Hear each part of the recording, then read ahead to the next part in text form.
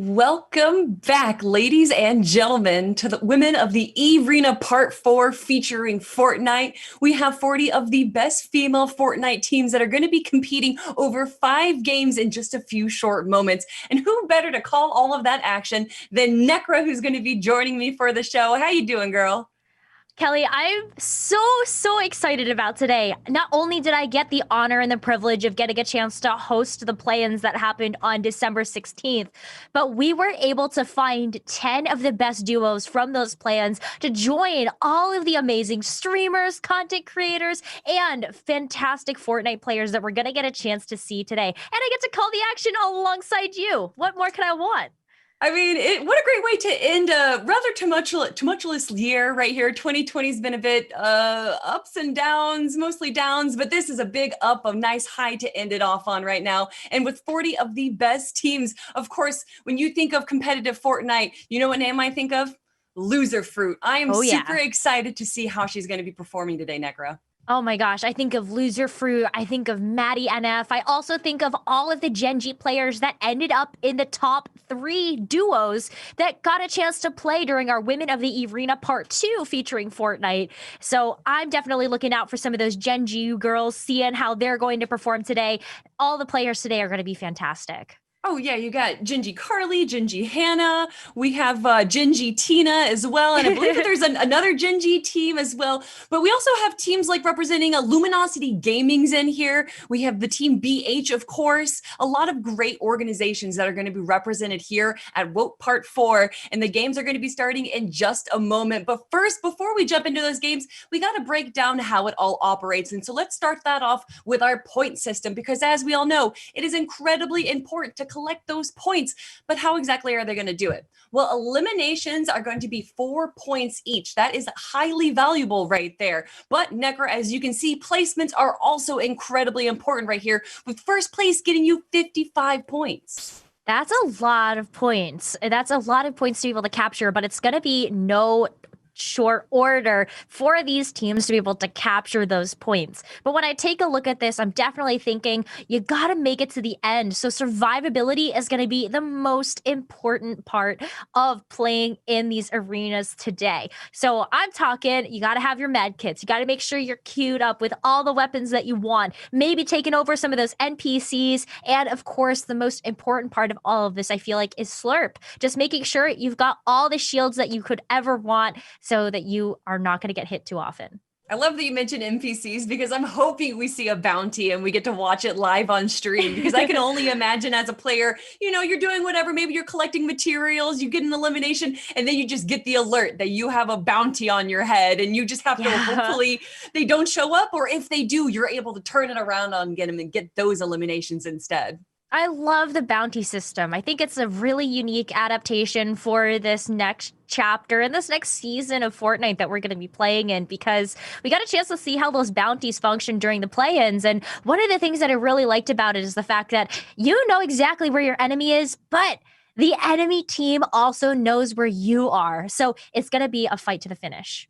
A fight to the finish indeed, everyone. But it looks like we have the gameplay ready to go. So let's hop right into it, everyone. It's game number 1 of the Women's of the eRena Part 4 Grand Finals. Oh, I'm so excited about this. We were just talking about the fact that Loser Fruit's going to be a player that we want to watch out for. And so you can already see that they're getting ready for that battle bus to drop them in. And I got to talk about something really important. So in case you missed the play-ins, which got to go back and watch those incredible players. But in case you missed it, during the play-ins, each duo had to drop into a designated drop zone. And but now that we're playing in these amazing custom lobbies, thanks to Epic, again, now we're gonna get a chance to see them drop to their favorite spots, Kelly. And huge shout outs to Epic for like letting this happen, having these lobbies set up for this Women of the eRena tournament. And of course, huge shout outs to eFuse for putting this together, giving us a platform to showcase how incredible these women can be. Yeah, I'm so excited about this. You can even see a little bit more snowy in the area right now. But it looks like we're going to get a chance to see a drop right over there by retail. Yeah, she's dropping right now. She looks like she's going to be dropping close to Colossal Coliseum, but she's changing up her drop spot just a little bit. But with Necra, with this time, let's talk a little bit about drop spots and what we're excited to see. We probably know it a little bit as Tilted Towers, but now it's a combination of the two salty towers here. And Loser Fruit is going to be jumping in on this nice little lake right here.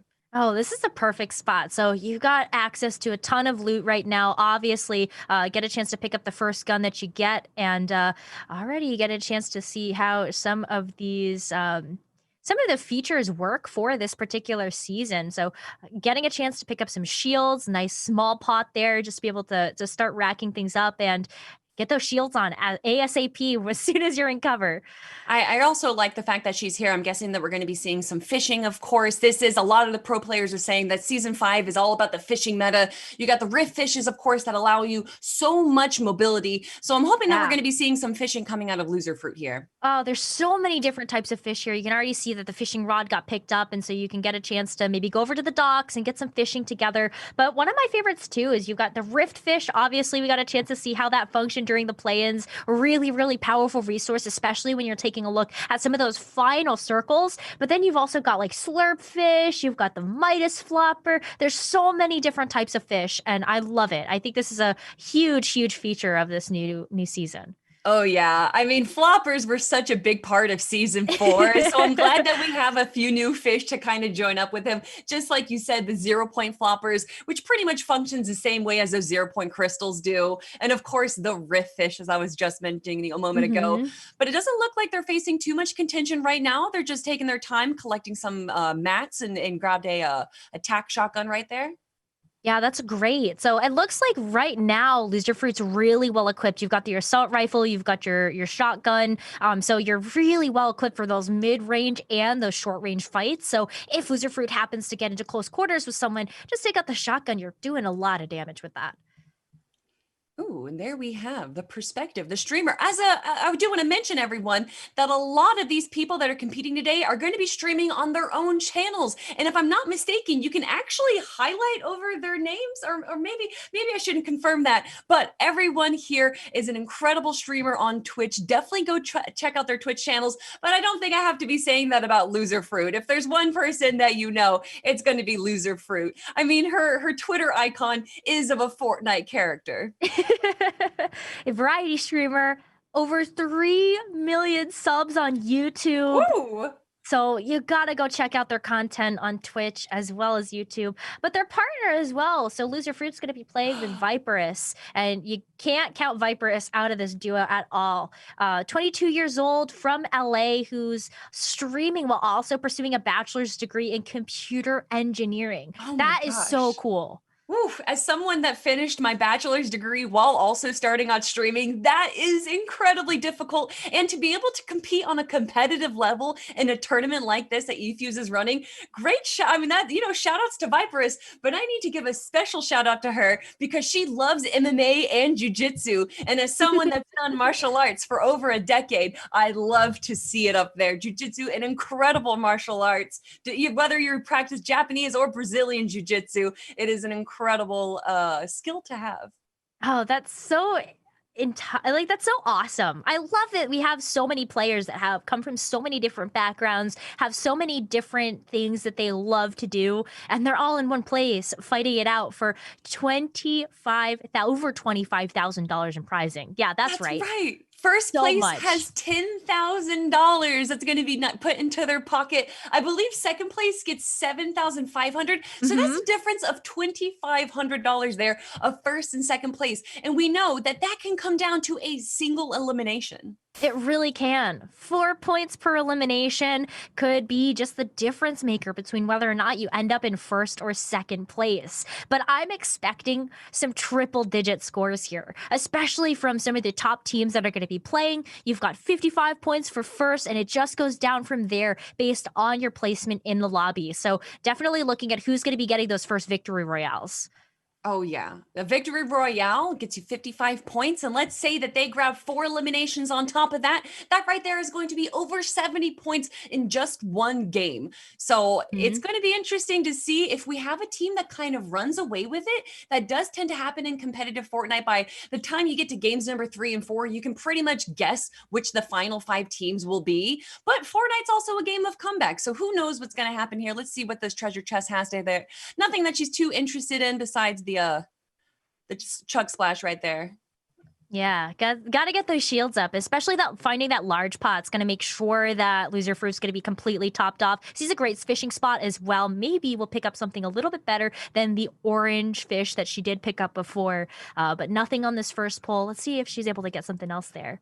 I can imagine that she's probably going to be holding on to those floppers. They do provide a lot of health. She might be looking for something like a riff fish here or a 0 point flopper, but it doesn't look like she's going to find anything too good right now. So she's going to head out, grab some more materials, and make her way towards the first zone. Mobility, a big thing, especially vehicles like you just said. I believe they got added a few seasons ago, or at least a variety of vehicles. We even got to see boats. And recently we've seen a new trend of using trucks on the rivers to commute to the zone, if you will. But definitely the sand tunneling to me is the best addition to mobility that Fortnite's seen in a while. Oh, yeah. Especially as you're coming up on the Coliseum here, you're going to be getting towards that zone where you will be able to start using the sand to be able to move a little bit faster. The only thing that I see as a problem with it, especially for some of these, more, attentive duos is what I would say, is that it does give your positioning away.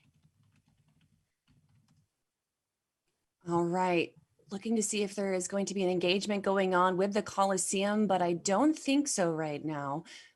Rotating into Colossal Coliseum, I'm surprised that they haven't run into anyone just yet. Yeah, I'm a little surprised about that as well, but I feel like that's really good for them. It gives them an ability right now to be able to build up their mats and prepare for that end game, which is going to be all about building. Or whenever you get into an actual engagement, that's going to be something they're going to want to make sure you have a lot of resources for. Oh, without a doubt. Box fights are incredibly important, especially like you said, towards the end game there. And making sure that you have control on height is going to be a pivotal part for claiming that victory royale. And whether they do that with the riff fish or that 0 point that's in the middle of the map, which the zone does seem to be rotating towards, there's definitely going to be some good mobility going on here. Oh, yeah. Gotta make use of all the rivers. You can swim through them. And butterfly swim, that's probably my favorite. Just make sure you're going to be going as fast as possible. But the other thing is that you just have the ability to kind of scout. And so that's what's going to become really important here, especially taking a look at taking some high ground maybe and watching who's going to be rotating in from the outer parts of the circle. Whew. Well, we were talking about at the start of the game if this was going to be focused on eliminations or placements, and it definitely looks like Loser Fruit and Viperous are going to be going for more of a placement finish here. Yeah, the placement points are just so enticing, especially when you're taking a look at 55 for a victory royale. That's definitely going to be what everybody has their eyes on, is that prize of those 55 points. And you're not going to be able to get there without taking a couple of eliminations on the way. So, Kelly, maybe we are going to see for our first game somebody walking away with maybe 70 points. Ooh.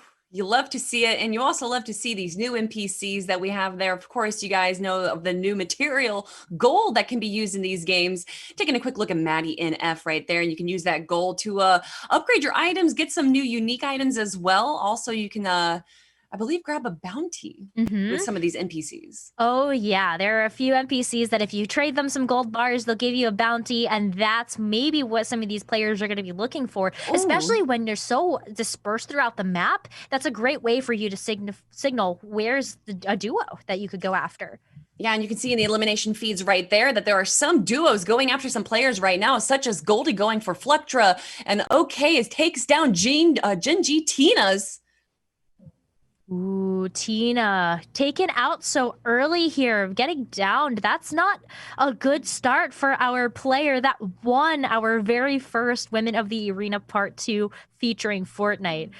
Definitely keeping an eye on those players to see whether or not they're going to be able to get back up. But, also 10K Nia getting taken out here too. Ooh, all right. Focusing on right now on Maddie in F, and you can see on the map right there that there's definitely some players closing in right now. I don't think that they're going to be in too much trouble right now as they do collect a bit more of these resources. Although they don't really need to grab any more mats, they already almost have max mats. And you can see, I love this anime NPC that they added to the game. It looks so out of place, but it's perfect. Oh, it's so good. It's you got to appeal to everybody, and so there you go. But here's the engagement here. We're gonna see some mats to be able to close up that hole in the wall, and just to see whether or not Maddie and F can get away because there are definitely shots coming in her direction. And it looks like that is exactly what she's going to try and do. She's boxing up right now. It doesn't look like she's going to try and engage, but she does land down the jump or the pad, and she uses that to escape pretty safely right now. I don't know exactly how close she is to Momo, her teammate, but it looks like right now that she's just going to keep trying to grab some mats and make out of it safely. And it looks like she does that pretty well. Yeah, gonna be able to get away, but I feel like this is still gonna be a very dangerous location to be in just because of how clustered everybody is outside of Hunter's Haven. So you've got to be very careful here, even using the brick to be able to box up and just make sure that they can stay safe, all the while figuring out where their shots are coming from. Ooh, a chest here. All right. Okay. What is she able to grab from it? See a large pot coming through, but she decides not to pick it up. Her inventory is already going to be full with those small shields. Doing a pretty good job right now, just taking a moment to kind of probably figure out where everyone else is currently sitting on the map. That next circle is going to be coming up. Ooh, speaking of the zones, look at that zone definitely closing in right now. I believe that we're hopping into the third zone right now. And it looks like we might be having a vehicle like we were just talking about going through, trying to chase down the zone so they don't get stuck in it right now. Hopefully no one is waiting for them on the other side of this bridge, but it looks like they are going to be able to pass by without too much trouble.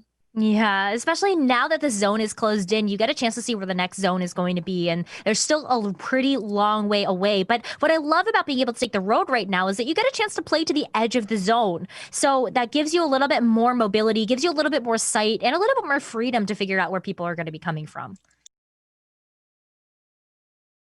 Pay attention to where enemies are coming from because she is playing a solo game right now. Unfortunately, her teammate did go down. So when it comes down to solo, that's definitely when you see the shift of W key aggression to passive placement playstyle. Yeah, we're definitely going to be able to see some of that more passive gameplay coming through, especially because of all of those points. But look at somebody spotted out loser fruit right now, and she's going to get the heck out of Dodge before that comes to fruition. Whew. And it looks like she's going to be fine right now, making her way to Lazy Lake. Hopefully, no one else is within contention in the area. And it looks like she's going to be boxing up right now. I think she can hear something that we can't. So there might be a few opponents nearby. Oh, is she going to be able to get the res off, seeing if she can reboot her teammate? I was just saying how in a solo competition, it becomes way harder. But this is no longer going to be a solo competition for Loser Fruit because she is able to bring her teammate back. Oh, that's perfect. So you got the box to be able to make sure that you're going to keep yourself safe while you're rezzing your teammate. And what a nice teammate to be able to share one of those small pots to be able to get those shields back up. I do definitely agree that the boxes definitely make you safe, but it's also kind of like raising up a flag right now. Yeah, when you is. see that reboot truck and then a bunch of boxes pop up near it, you can pretty much deduce that someone is being revived back into the game. And they're now using that vehicle they used. They're going to be in zone a little bit, but it's not going to do too much damage right now. But they're getting shots fired on them. And what direction is that coming from? Oh, you saw the building to the right there. Definitely going to be coming from behind, but I feel like the players that are shooting at them need to start moving as well. That zone is going to be closing in really, really fast. Woo, Loser Fruit looking a little weak right now, and I cannot see her loadout, but hopefully she has some kind of med kit or maybe a flopper in there to be able to regain a little bit of that health. There we go. There's the flopper coming out, gaining some of that health. And look, it's practically like nothing ever happened to them. Exactly. It all just goes away. Just get a couple of fish and you're fine. Is it? I was gonna say, isn't that life lesson? But I don't know. Teach a man to fish, kind of thing. I don't know. Exactly. If you, I don't know how the saying goes, but I see where you're going with that. You give a man a fish, you feed him for a day, but if you teach a man to fish, you feed him for a lifetime. And Loser Fruit right now isn't doing too much feeding because she has not been eliminated yet, but she is still looking for her first elimination. Yeah, well, let's go ahead and switch our perspective over. We're going to get a chance to see Momo here. Take a Ooh. look at what she's going to be doing. It looks like she's taking some shots coming from the western direction, so definitely keeping her eye out there to see whether or not someone's going to be closing in. You know what I'm keeping an eye out for? That creator code that just popped up. Everyone, make sure to use Hey Momo, her creator code, of course. Almost everyone here is an incredible content creator for Fortnite and just a streamer in general. So check out a lot of these people's streams. They are even streaming right now if you can't tell how we're able to watch them. Yeah, we've Ooh, got some shots coming through here. Good to be able to that's a take out one of those mats, but not too much else. yeah, a little too far. She's not able to grab a hit on the players over there. They seem to be just kind of exchanging shots. Yeah, consistently building up new windows, though, to be able to change the area of which she is going to be contested. And I really love that strategy right now. Looks like, oh, their opponent's going to be giving up, trying to get away. But they're going so slow right now. She does get a few tags onto the vehicle, but I don't think that's going to be enough to blow up the vehicle. So they might be able to get away right now without too much damage done to that enemy team. No, maybe now this would be a good time to try to get away, though. Although, looks like Maddie NF and Momo right now have a fantastic position in the middle of the circle. There's still 50 players left, though. So that's a lot of other duos that they're going to have to keep an eye out for. But there's one right there at the bottom. Oh, right there. Okay, but she's got good positioning right now, so she has to just keep a good eye on them. I don't know if she has vision of them. Yes, she does. So she knows where they're building right now. I don't know if they're going to be able to rotate out of her vision, but she seems to be taking a moment right now to compose herself. Composure is definitely needed, especially when you're taking a look at where that zone is going to be closing in. You already have fantastic positioning taking the high ground, and you also know where some of your enemies are. And that's going to be a lot of damage going into the mats that just got put up. Ooh, yeah, shots come out, but again, nothing too much going down right now. She does have to pay attention to her mats. She is starting to, actually, her hard mats look quite fine. She's low on wood, but she definitely has enough of brick and steel to be able to keep doing this and holding out her own stronghold right now. But it looks like she might be getting third partied right now, coming on from the northwest side. Another party is starting to build up their box, but I don't know if they're paying attention to her or even possibly third partying onto the enemy that she was facing right now. Yeah, it's kind of hard. I feel like their head might be on a swivel right now to see everybody that's going to be building up in this area. You can see a lot of duos hunkering and bunkering down just to be able to try to make it towards the end of the road. But right now, Momo, as it starts to turn to night here, should have some really good vision right now on the hill across the way. Still just taking out some shots. She definitely has enough ammo to be able to do this, but she's not really grabbing too much for it. She's kind of just alerting people where she is right now. However, as this zone does start to close up a little bit, I mean, more and more people are going to fall into place anyway. So I guess she doesn't need to be too sneaky right now. No, right now everybody's just trying to take whatever positioning that they can. In fact, she's going to be moving a little bit closer to her partner, Maddie NF. But the zone is going to be moving in. So now this is a really great opportunity to kind of see who's going to be moving in from the edge and whether or not there's going to have to be more mobility. Look at where that next zone is. Oh, actually, this is perfect for them. They had so many people fighting them outside of the new zone right now. And if they're able to just rotate a little bit more south, they're going to be able to grab that really contentious area that a lot of the teams are going to be rotating right now. I Oh, don't think wow. too many of those teams are going to be able to make it to the dead side of the zone. So this is where a lot of the action is going to be taking place. And they are in the exact right spot that they need to be to grab a few eliminations. But can they do it? Yeah, take a look at how strategically Momo and Maddie and F are moving right now. They're making sure that they have a wall behind them before they start building forward so that they are constantly protected. That gives away their positioning just a little bit to show off how they're going to be moving. But this is a perfect opportunity right now for Momo and Maddie and F to make some moves. All right. Oh, and there we go. They dropped down the wall. Are they able to get the elimination? I don't think so just yet. It looks like she's going to be focusing on editing right now, but we do know that she has an opponent real close to her box. But can she find out where they are right now? She pops up on top. They have decent height right now, although I think there might be someone on top of them trying to take down a few of the builds that we see their opponents closing in on them, but they're still not able to grab an elimination just yet. Oh, look at that. There's a couple of duos that are right by their side. So you've got a building right to the right, as well as the buildings that are going to be right below you, and also right in front and to the left as well. Oh, like we said, this is where all the contention's going to be. That zone that rotated was exactly where they were. So they're going to have to face the brunt of it. And hopefully they can grab a few eliminations as their resources and mats slowly start dwindling down. And look at that. That's getting really close. They're taking some good shots. They're able to take down the walls, but it's still not enough.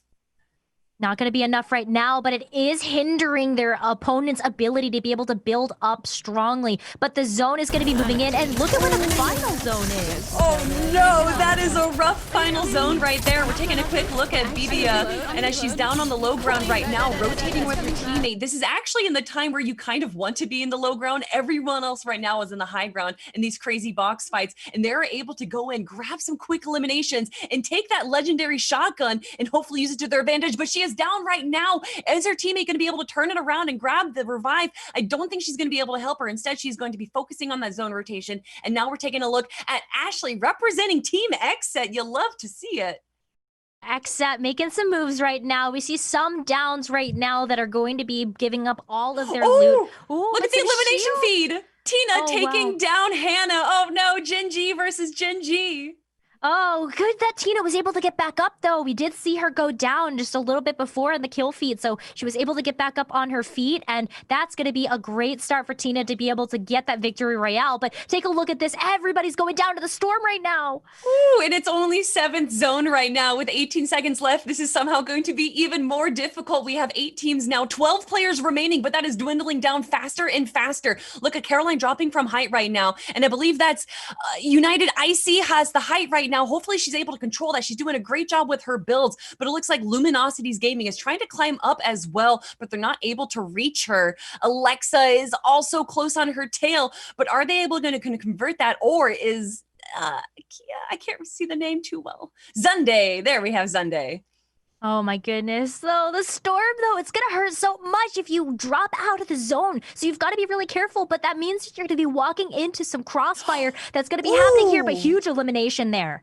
Good job. And that was to on the Xset player, Ashley. She gets taken down. Alexa also takes down United's Icy with only 6 players left. It's going to be coming down to the final moments right here. Zunday with the low ground, using the builds to her advantage to kind of protect her from the rest of the contention that's going on the top side. Usually you'd want to have high ground in this situation, but Zunday right now is being able to do such a good job. As soon as somebody drops down, it's some huge pop shots right into the head. Ooh, the sneaky play. Unfortunately, she does lose her teammate Yoko, and Zunday does go down as well from Alexa. Is Alexa going to be able to turn it around, or is Moxie, who jumps up with that, oh no, it goes to Somerset, LG right now, and Alexa. What an incredible performance from them. Whoa, 10 eliminations between the two of them? Wow. Okay, so we were talking about some, petty numbers when it was like, let's see if a team can get 70 points from a victory royale plus some eliminations. But 10 eliminations plus the 55 points from capturing that victory royale, they're off to a fantastic start. That's almost 100 points in just one game right now. So I'm sure Luminosity Game and feeling pretty good about their player right now. So definitely shout outs to that team right there, walking away with the first victory royale of the women of the eRena. And even my dog right here seems to be very excited about it. She's been watching the action too as she came up, Nekra. Oh, that's great. You always gotta love that the paws are there as well for you to be able to enjoy the action. But that was an incredible victory royale. I think that was, an exciting way to go ahead and kick things off for our very first drop. And you could tell that it really did come down to how well you were able to survive till those final zones. Yeah, and usually it comes down to who controls the high ground. And we definitely saw a team there starting to take that control, but it actually ended up being the low ground that seemed to be the safest spot, allowing the other teams to kind of whittle themselves down as that storm did rotate, and they were able to use that to their advantage and grab the final elimination and that victory royale. That was a great game number 1, everyone, here for the women of the eRena Part 4 Fortnite tournament. We have, of course, 4 more games to go, but we're having a good time here. We're getting to look at a lot of great things that eFuse has offered us in these tournament series, and one of those things that we get to look at is more insight from some of the players players and content creators that Fortnite has to offer. So one of those people is Bree Morgan, and Bree is a part of the talent at Nani. Nani Talent is a resource for women in content creation, for a space to seek for digital strategy, talent management, brand partnerships. So a lot of the women that you guys are seeing competing right now definitely can look to Nani Management to see more information about how they can grow themselves as a brand and as a content creator. So let's take a quick look at that interview right now. Hello, my name is Bree. I go by Bree Bun online, and I am a content creator. The thing that motivates me most to be a creator is definitely knowing that I can connect with people all around the world and potentially even brighten their day. There are definitely stereotypes and perceptions surrounding women in gaming. Definitely you're only getting views because you're a woman, or you're not good at games because you're a girl. Just things you would expect to hear maybe in like middle school or high school. Definitely still around today, but I would say we're definitely heading in a direction where women are more welcome in this space, which is amazing. Some changes I would like to see made by the gaming industry would definitely be more inclusivity and diversity being spotlighted. For example, big streamers on Twitch collaborating with smaller streamers, or diversifying their collaborations with streamers that wouldn't potentially ever get a spotlight. I think that would be really, really cool to see. One of the things I am most proud of with being a creator is the community I've fostered over time. We are incredibly inclusive, and we have a huge focus on mental health advocacy, as well as just being super accepting of everyone. It is such a little warm, cozy corner of the internet I've carved out, and I am so grateful for that, because I am positive it is leaving a better footprint on the community than what we first started with. Some opportunities I see for women in gaming in the future would definitely be like co-ed esports teams would be super cool to see. Just equal opportunities across the board, maybe more of the top creators on Twitch collaborating with smaller content creators, maybe female streamers that deserve a spotlight that normally wouldn't get a spotlight. Seeing that kind of thing would be really, really cool. Thank you so much, Bree, for sharing your insight. And what an incredible organization Nani is, a platform that allows all of these women a place to learn more about their brand and what it means to become a content creator. And what I loved is that they're inclusive, they have a focus on mental health, all of those fantastic aspects that sometimes you don't think about when you get into the content creation game. That's definitely something that they're there for, and what a positive resource to have for the community. And it definitely reflects on the tournament that we're hosting right now with eFuse, having this all women's Fortnite tournament, allowing not just the platform to kind of showcase them, but also an event where they, get to showcase how good they are and what their abilities as a Fortnite player. Yeah, I love that we have these custom lobbies thanks to Epic as well, because it allows us to really see who's going to rise to the occasion. It kind of allows us to kind of see everybody in their element, working it out against each other. It's really great to see.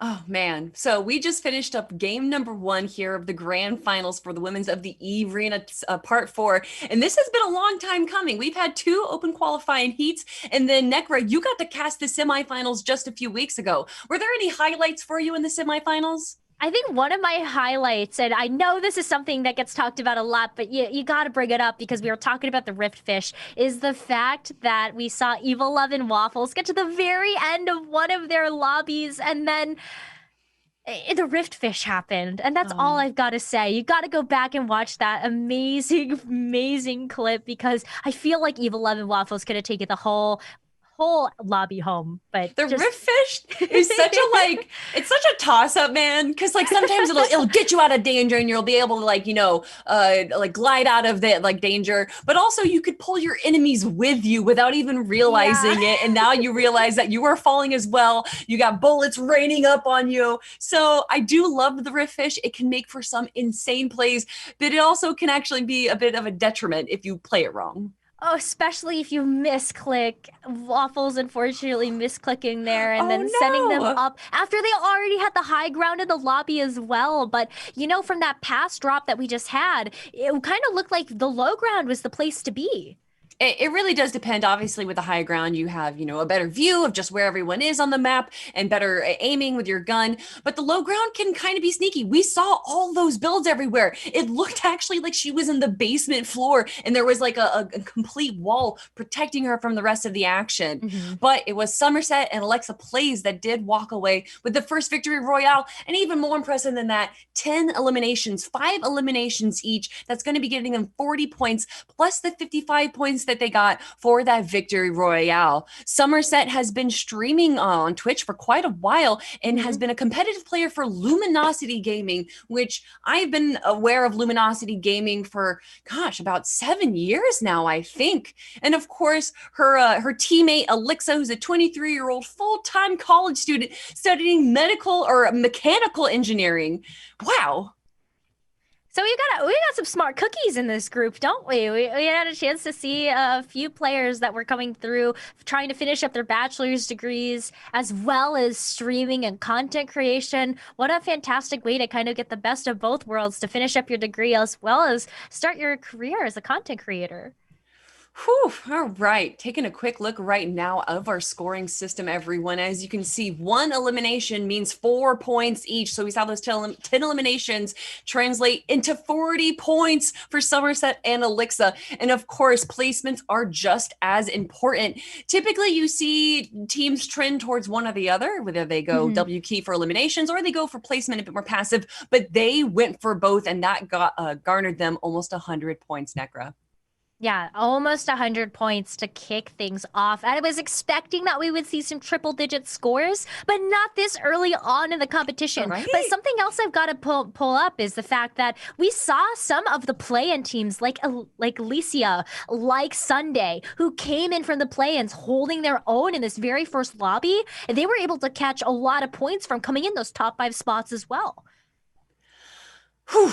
Yeah, I hope that we get grab a look at our standings right now. But game number 2 is going to be starting in just a minute, everyone. This is going to be a 5-game series. There we have it. We got Somerset and Alexa right now up on top. Of course, Malibu and Moxie are right behind them. Zunday and Danny are going to be in 3rd place with Olive and, I don't know how to say that name. Do you know Asa? I think we were saying Asia last time. Okay, Asia with 44 points right now.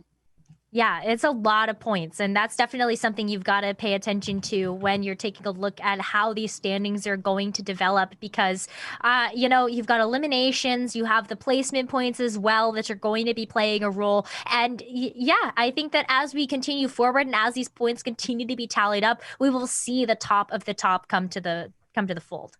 That's what I love, especially with it being a 5-game series. Typically, the top of the top starts to show up around game 3, once you pass the halfway mark. So I'm wondering, though, if we already got to see that, is Alexa and Somerset just going to be on the lead with such a commanding lead right now? Are they going to be able to use that and transfer that into game number 2, 3, 4, and 5 and maintain that lead?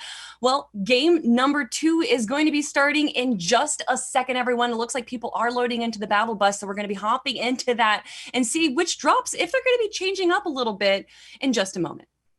Yeah, I kind of wonder whether or not they are going to change. I feel like maybe if you dropped a little bit too hot, you might say, maybe that's not the spot for me anymore. But there were a couple of duos that got really lucky. Like we were talking about Loser Fruit earlier on, where she got a chance to drop very isolated, allowed her to get some really nice weapons early on, especially those small and those big pots. So that was really helpful for the survivability of the end game.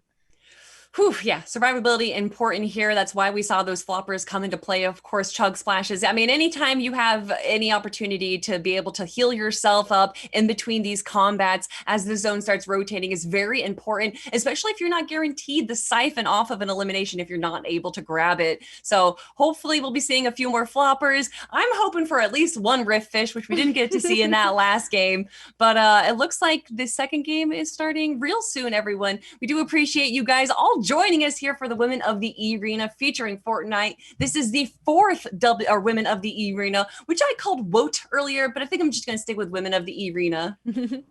It's hard because it's like, whoa, it's just one syllable, but Women of the Arena sounds so epic, right? So, it's kind of a toss-up there for me what I'm going to call it. But look at this. We already got a chance to see Somerset right now, who are going to be spectating their drop right now. And it looks like the last stop coming up pretty quickly for everybody, but going to go ahead and drop a really close to corner. Yeah, dropping right now, close to corner. Taking a quick look, it doesn't look like maybe they have one more team within contention right now, but they seem to be noticing that the reigning champs are dropping right there, so they look like they're going to be avoiding it. And my goodness, are they going to have retail row all to themselves? They might actually looks like we're gonna see Somerset just go ahead and develop an opening, and it doesn't look like anybody else has dropped anywhere close to Retail Row right now. Already gonna go ahead and get a chest, which is going to give them so many medical supplies, and you also have a chance to go ahead and loot there. And it does look like they're the only ones in Retail Row, her and teammate. Nice. And you like to see this. Maybe they were able to like check their surroundings and realize that no one else was able to drop near them. So they're going to be separating themselves just a little bit right now so that they're able to collect those mats and that loot appropriately and not having to share much of it. Oh, that's great though, because Somerset already picked up a med kit, and we're already going to get a chance to see how Linz is doing as well, which is going to be on the other side of the map. And Linz has already had herself some pretty heavy shields too. Just needs to go to a nice place to find them, and is also going to share them with her teammate. Yeah, decent mats all ready for Linz right now. Ooh, and we already have some eliminations going down right now. Looks like Kels is able to take down Yombi Killer. Yeah, gonna go ahead and take them out of the fight already, which means that there's gonna be a duo without their partner. But looks like there's the perfect place to be able to get those shields up and running. And I'm gonna try to share some resources as well. But take a look Yeah, like sharing resources, very important right there. Looks like STK is going to be jumping in right now and probably taking some of those. So this is Golden and their partner Nia, which we were getting a chance to see just a little bit of, who were the winners of the play-in on December 16th.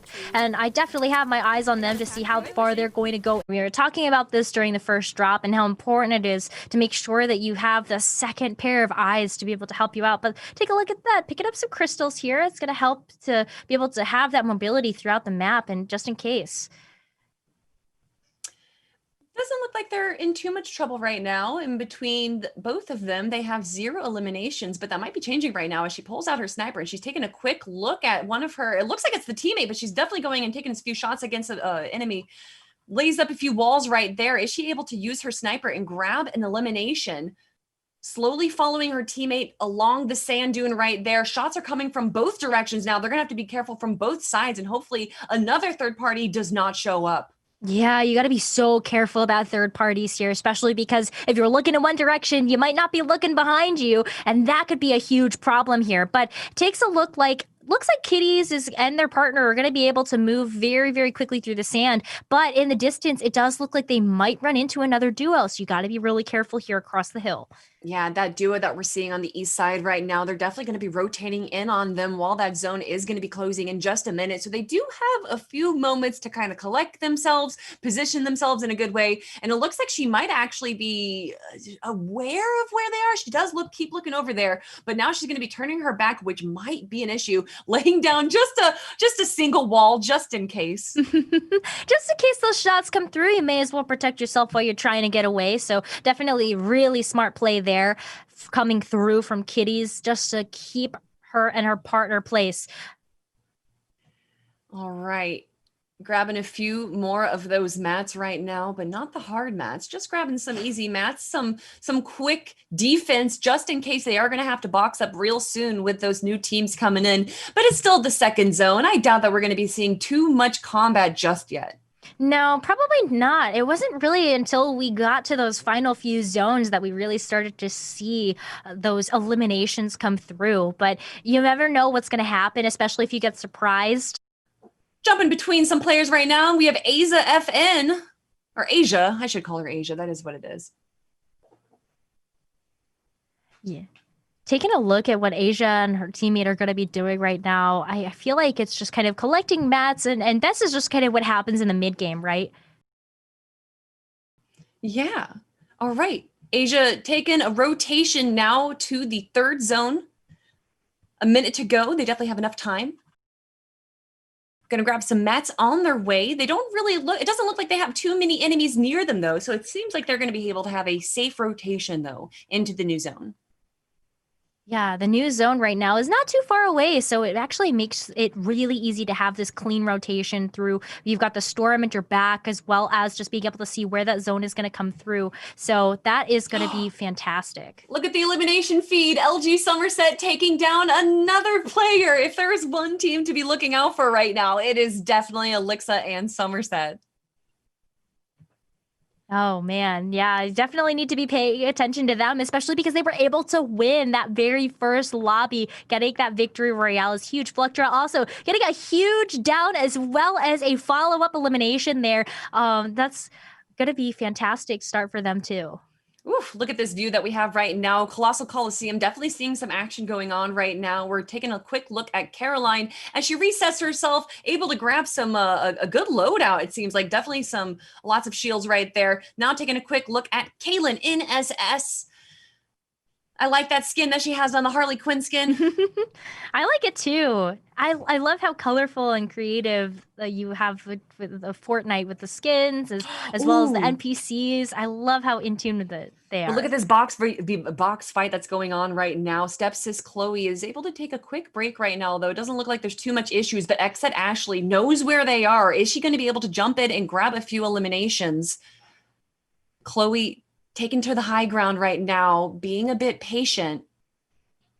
No, maybe just not wanting to go after that engagement here, but there's so many other duos in the area. You can definitely see the movement coming through and the shots are getting fired. Yes, Ashley is now going to be focusing on them. They are too concerned right now, I think, of this rotation. They see that the zone is a bit far, but these early zone, goodness, it's not going to do too much damage if you're in the zone at this point. So I don't think that they need to be running over as quickly as they are, especially since they're turning their backs onto someone like Ashley. You can see Ashley now paying attention. Kaylin trying to take a few shots on them, actually doing a pretty good job. Ashley is facing some damage right now, not able to get any shots on. She lost her shields, and now it looks like they might be getting third parties. Yeah, I gotta be so careful. It looked like their duo was coming in, so Chloe's gonna be able to help out here. But Exit Ashley's getting really, really low. Gonna have to be very careful here, as that is going to be a knockdown and a cleanup. But you saw it from afar that there is another team closing in on them. Are they able to do something about this and protect themselves? Ooh, there, the shots come out. Chloe has a little bit of her shields going down, but not too much. She's gonna box up right now, give herself a little bit of protection as... Oh, I can't see who that is just yet, but they're starting to get a little bit closer, trying to grab the high ground from them, though. Chloe's doing a pretty good job maintaining vision and high ground here. Yeah, super, super fantastic job, especially after already picking up an elimination along with their partner, and might be able to get another one here as she gets a low. Ooh! Good job from Chloe right there. Is her teammate going to be able to do it? No, she turns it around even now. And even within the storm, she is not worried. She's able to throw a chug splash down, grabbing a hot pepper for that mobility. And now she's just going to run out of zone without too much of a worry. Ah, that was great from Kaylin and Chloe. They just made some quick work of some of the other duos that were there. Not only were they able to get some fast eliminations, but they were also able to get the cleanup on the third party that was coming through. And now we get a chance to spectate Yoko. So Yoko and her partner Sunday have been doing a fantastic job so far. We saw them get into the top 5 teams from that last drop, and they just have their eyes right now on the prize, which is going to be everybody else that's building in the area. Whew. And there definitely seems to be a lot of people around them. You can see the map right now. You can see how many teams are setting up their boxes right now, making sure that they have a bit of a defensive tower as the zone does go from 3 to 4. Hopefully it rotates in their favor right now, because it doesn't seem like there's actually too much action going on in the elimination feed right now. Everybody just trying to, take a breather at the moment while they wait for when those shots do come through. And we're already seeing some shots now onto Elixir right now. Everybody wants to take out Elixir and Somerset, as they were able to walk away with the most points from that first lobby. And look where they're positioned right now. They're going to have to go through so many teams to even be able to make it into zone.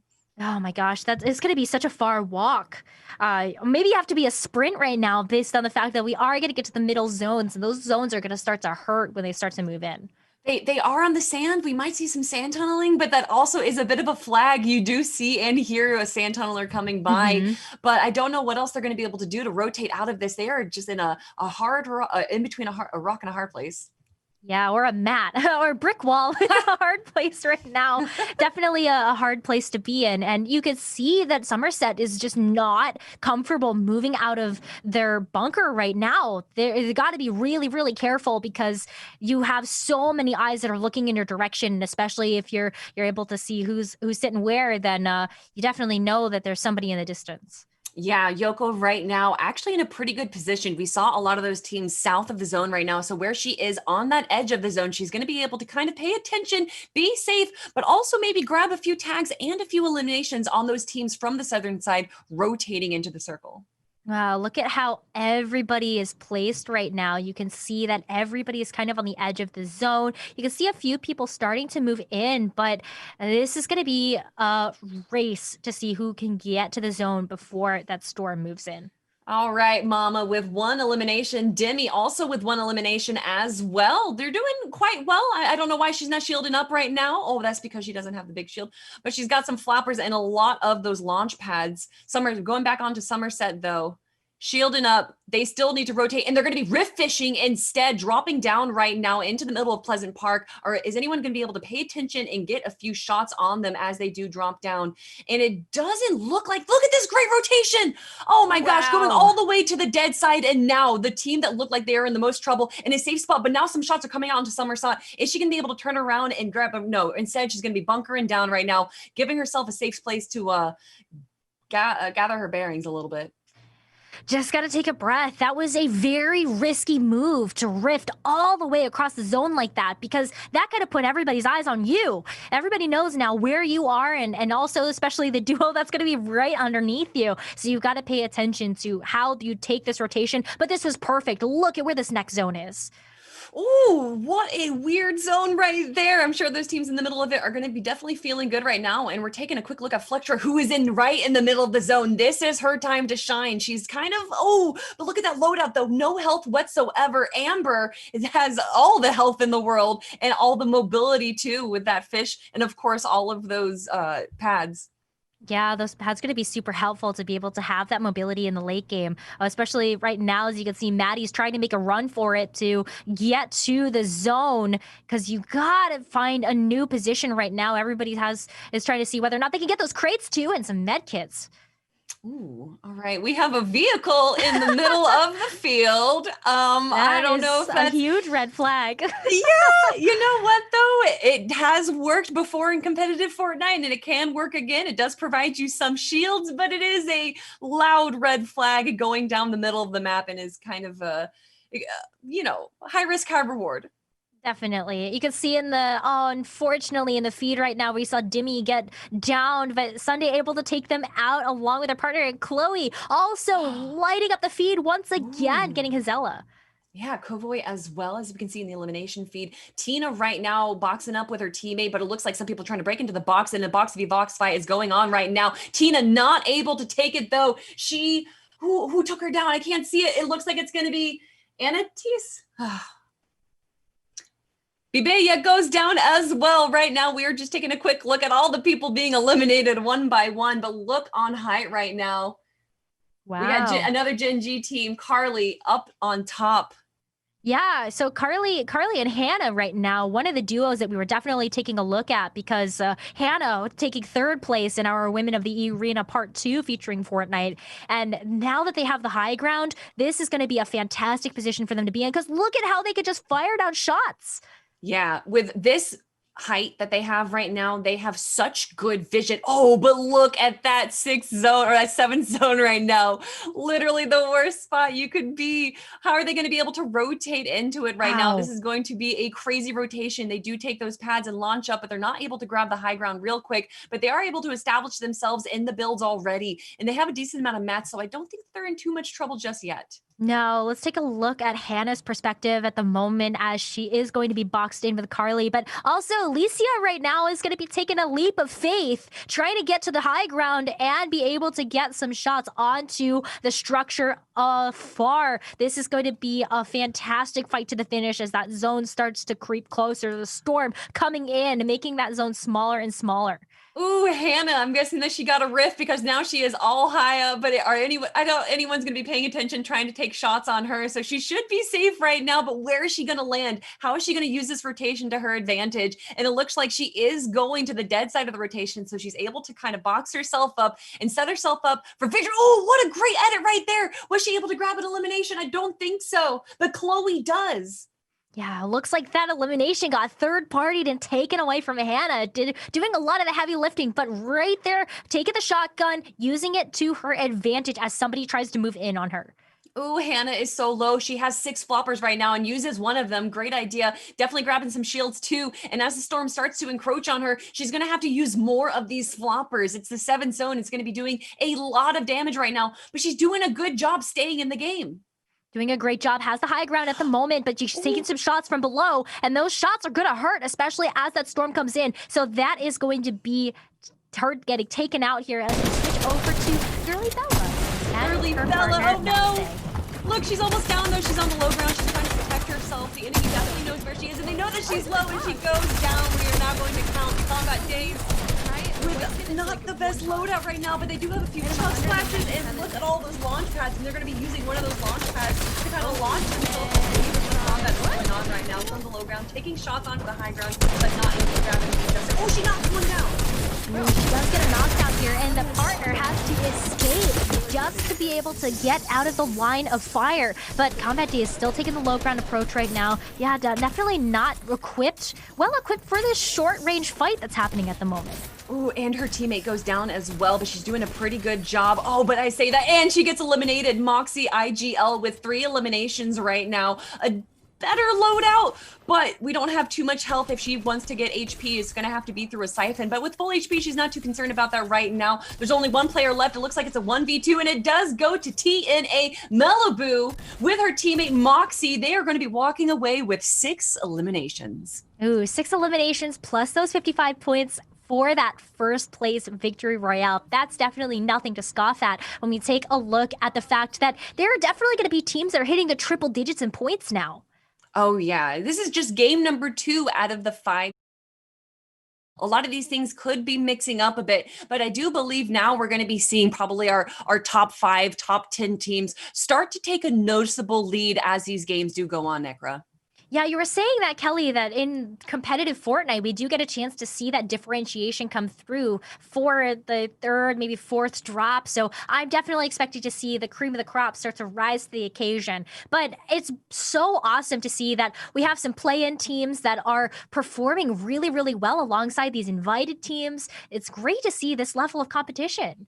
Yeah, great competition going on right now. And just as Nekra said, these are some of the best teams that Fortnite has to offer. And these women are definitely showing up right now. For me, it's got to be Somerset and Alexa, the team that got to get the victory royale in number 1 with 10 eliminations. I think that they're definitely the team to watch right now. But of course, you do have to give it to the team that just walked away with that victory royale. You do. And we also want to apologize for the technical difficulties that happened during that second drop. Twitch, unfortunately, has been having some issues right now, as you may have been experiencing watching some of these content creators streams as well as the Women of the eRena stream. But we want to thank you so much for working through those difficulties with us, and didn't miss too much because it was the mid game of that drop. We got a chance to see all the action at the very end.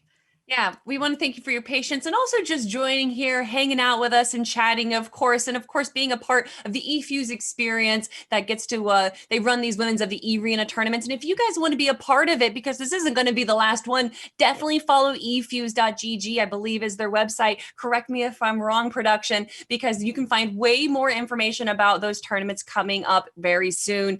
But for right now, actually, that's a great transition because we have a quick little highlight showcase of the eFuse app. Let's take a quick look.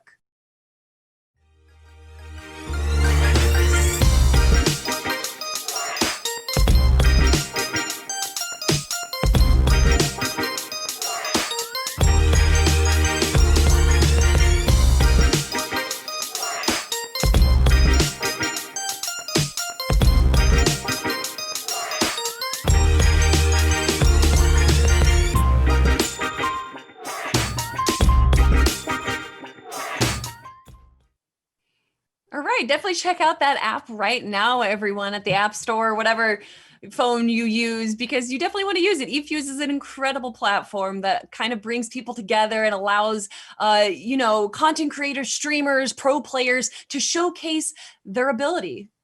I mean, it's brought all of us together. It's brought you and me together to be able to cast the Women of the eRena Part 4 featuring Fortnite, as well as all of these incredible players and content creators. Gotta definitely check out their stuff, especially as we're shouting them out and putting them on screen. Check out their channels, check out their Twitches, check out their YouTubes, check out all of their content, because there's so many amazing content creators here.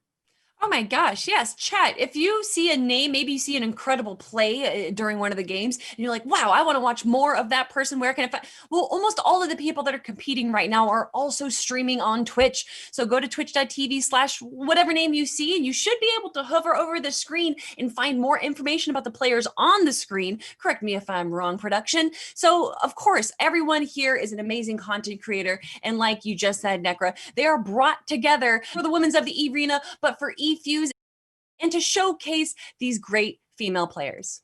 Yeah, I think that's one of the most amazing parts about the Women of the eRena series, that we get a chance to feature all these incredible women and give them a platform to have this incredible space to game together, to compete together. And there's some big prizes involved for this particular tournament. eFuse as a whole has done such an amazing job of having this 4-part series, especially in a time that has been unprecedented. But we've been able to have 4 parts this year, over $40,000 worth of prizing. And this particular event has over $25,000 of prizing. Yeah, first place is going to be walking away with $10,000. And since it's duos, you only need to split that 2 ways. So $5,000 per player. And especially after the holidays just happened, maybe you had to, spend a few extra dollars for some presents. A $5,000 prize would not be too bad right now. Yeah, get to pocket some, maybe get some new streaming equipment, however you want to spend it. That's definitely a huge chunk of change. So definitely looking forward to seeing how these incredible players perform, to see who is going to go home with the $10,000 for first place. What's more important to a streamer, their webcam or their microphone? Well, as a streamer myself, I've got to say it's probably the microphone, because you can get away with this sometimes, right? Maybe having maybe not maybe I was not able to see everything. I don't want you to see every blemish on my face, right? But with the microphone, you got to have that smooth, silky voice. I don't know. What do you think is the most important? So I come from the streaming days when no one had really good equipment, and I still use the same C920 that I had from 8 years ago. But for me, it's got to be the mic. Between the mic and the camera, to be able to hear someone. I mean, there's a bunch of streamers that don't even use a webcam. Right. But that quality voice, being able to hear and hopefully not have too many peaks, good audio quality, is definitely a priority for a streamer. Yeah, it's definitely so good to have that. But then again, if you can afford both, with that $5,000, you should be able to get a nice mic and a nice camera. So, not too bad to be walking away with something like that. But who is going to be walking away with that? With only 2 games down, it still is anyone's competition. Yeah. We have had 2 victory royales, of course. Somerset and Alexa Plays were not only able to walk away with a victory royale in game number 1, but 10 eliminations as well, which should be around 90 points. It's a lot. It's a lot of points. It's not broaching that 100-point marker yet, but I wouldn't be surprised after we tallied up the points from the second drop that we would see a team that has those triple-digit numbers already. I'm honestly expecting that whatever team comes out on the top, I'm putting down they might be getting 350 points. That's what I'm putting down. That's a high number right there. That's you are assuming that they're essentially going to be making it to every end game with that point assumption right there. And I think honestly, you have to. We saw them do it in game number 2. They didn't have as many eliminations, but they still performed very well. It looks like our lobby is going to be ready in just a few moments, everyone. And you were asking, where's the triple digits? Malibu and Moxie, 112 points right now. That's a lot of points. That's coming down to placements where you're getting points for just being in the top 26 teams. And then you also have all the elimination points that you're getting, 4 points per elimination. That's a lot. I mean, Malibu, representing New Age TNA, a big organization in Fortnite. But we have to give a shout out, of course, to Moxie, who not only is only a 16-year-old console player, but she's also playing from Mexico. So representing the Latin American community. And also, you have to assume she's probably playing in some high ping right now. Yeah, there's some players that are from all over. We talked about the player from Canada. We've got a player from Mexico, players from all over that are participating in this tournament. And ping certainly could be a factor in that. But, based on their experience, based on how much they play, I don't think that's going to be too big of an issue. Not too much of an issue right now, but as the games do go on, of course, since game 3 is going to be starting in just a minute, chat, these players are going to have to do whatever they can. They can't allow these other teams that already have Victor Royales to continue to make it into the end game. I'm hoping we have some drop spot contention, but in competitive Fortnite, typically teams that do well in their initial drop spots kind of get to claim them, and everyone else finds a secondary, maybe tertiary drop spot to be able to grab some loot at the start of the game. Yeah, that's what I was kind of wondering. What kind of strategies are going to evolve over the course of these few drops? Because at the very beginning, you might have had a game plan of going to your favorite drop spot, but other duos might have the exact same game plan as you. So are you going to have to play that game of chicken?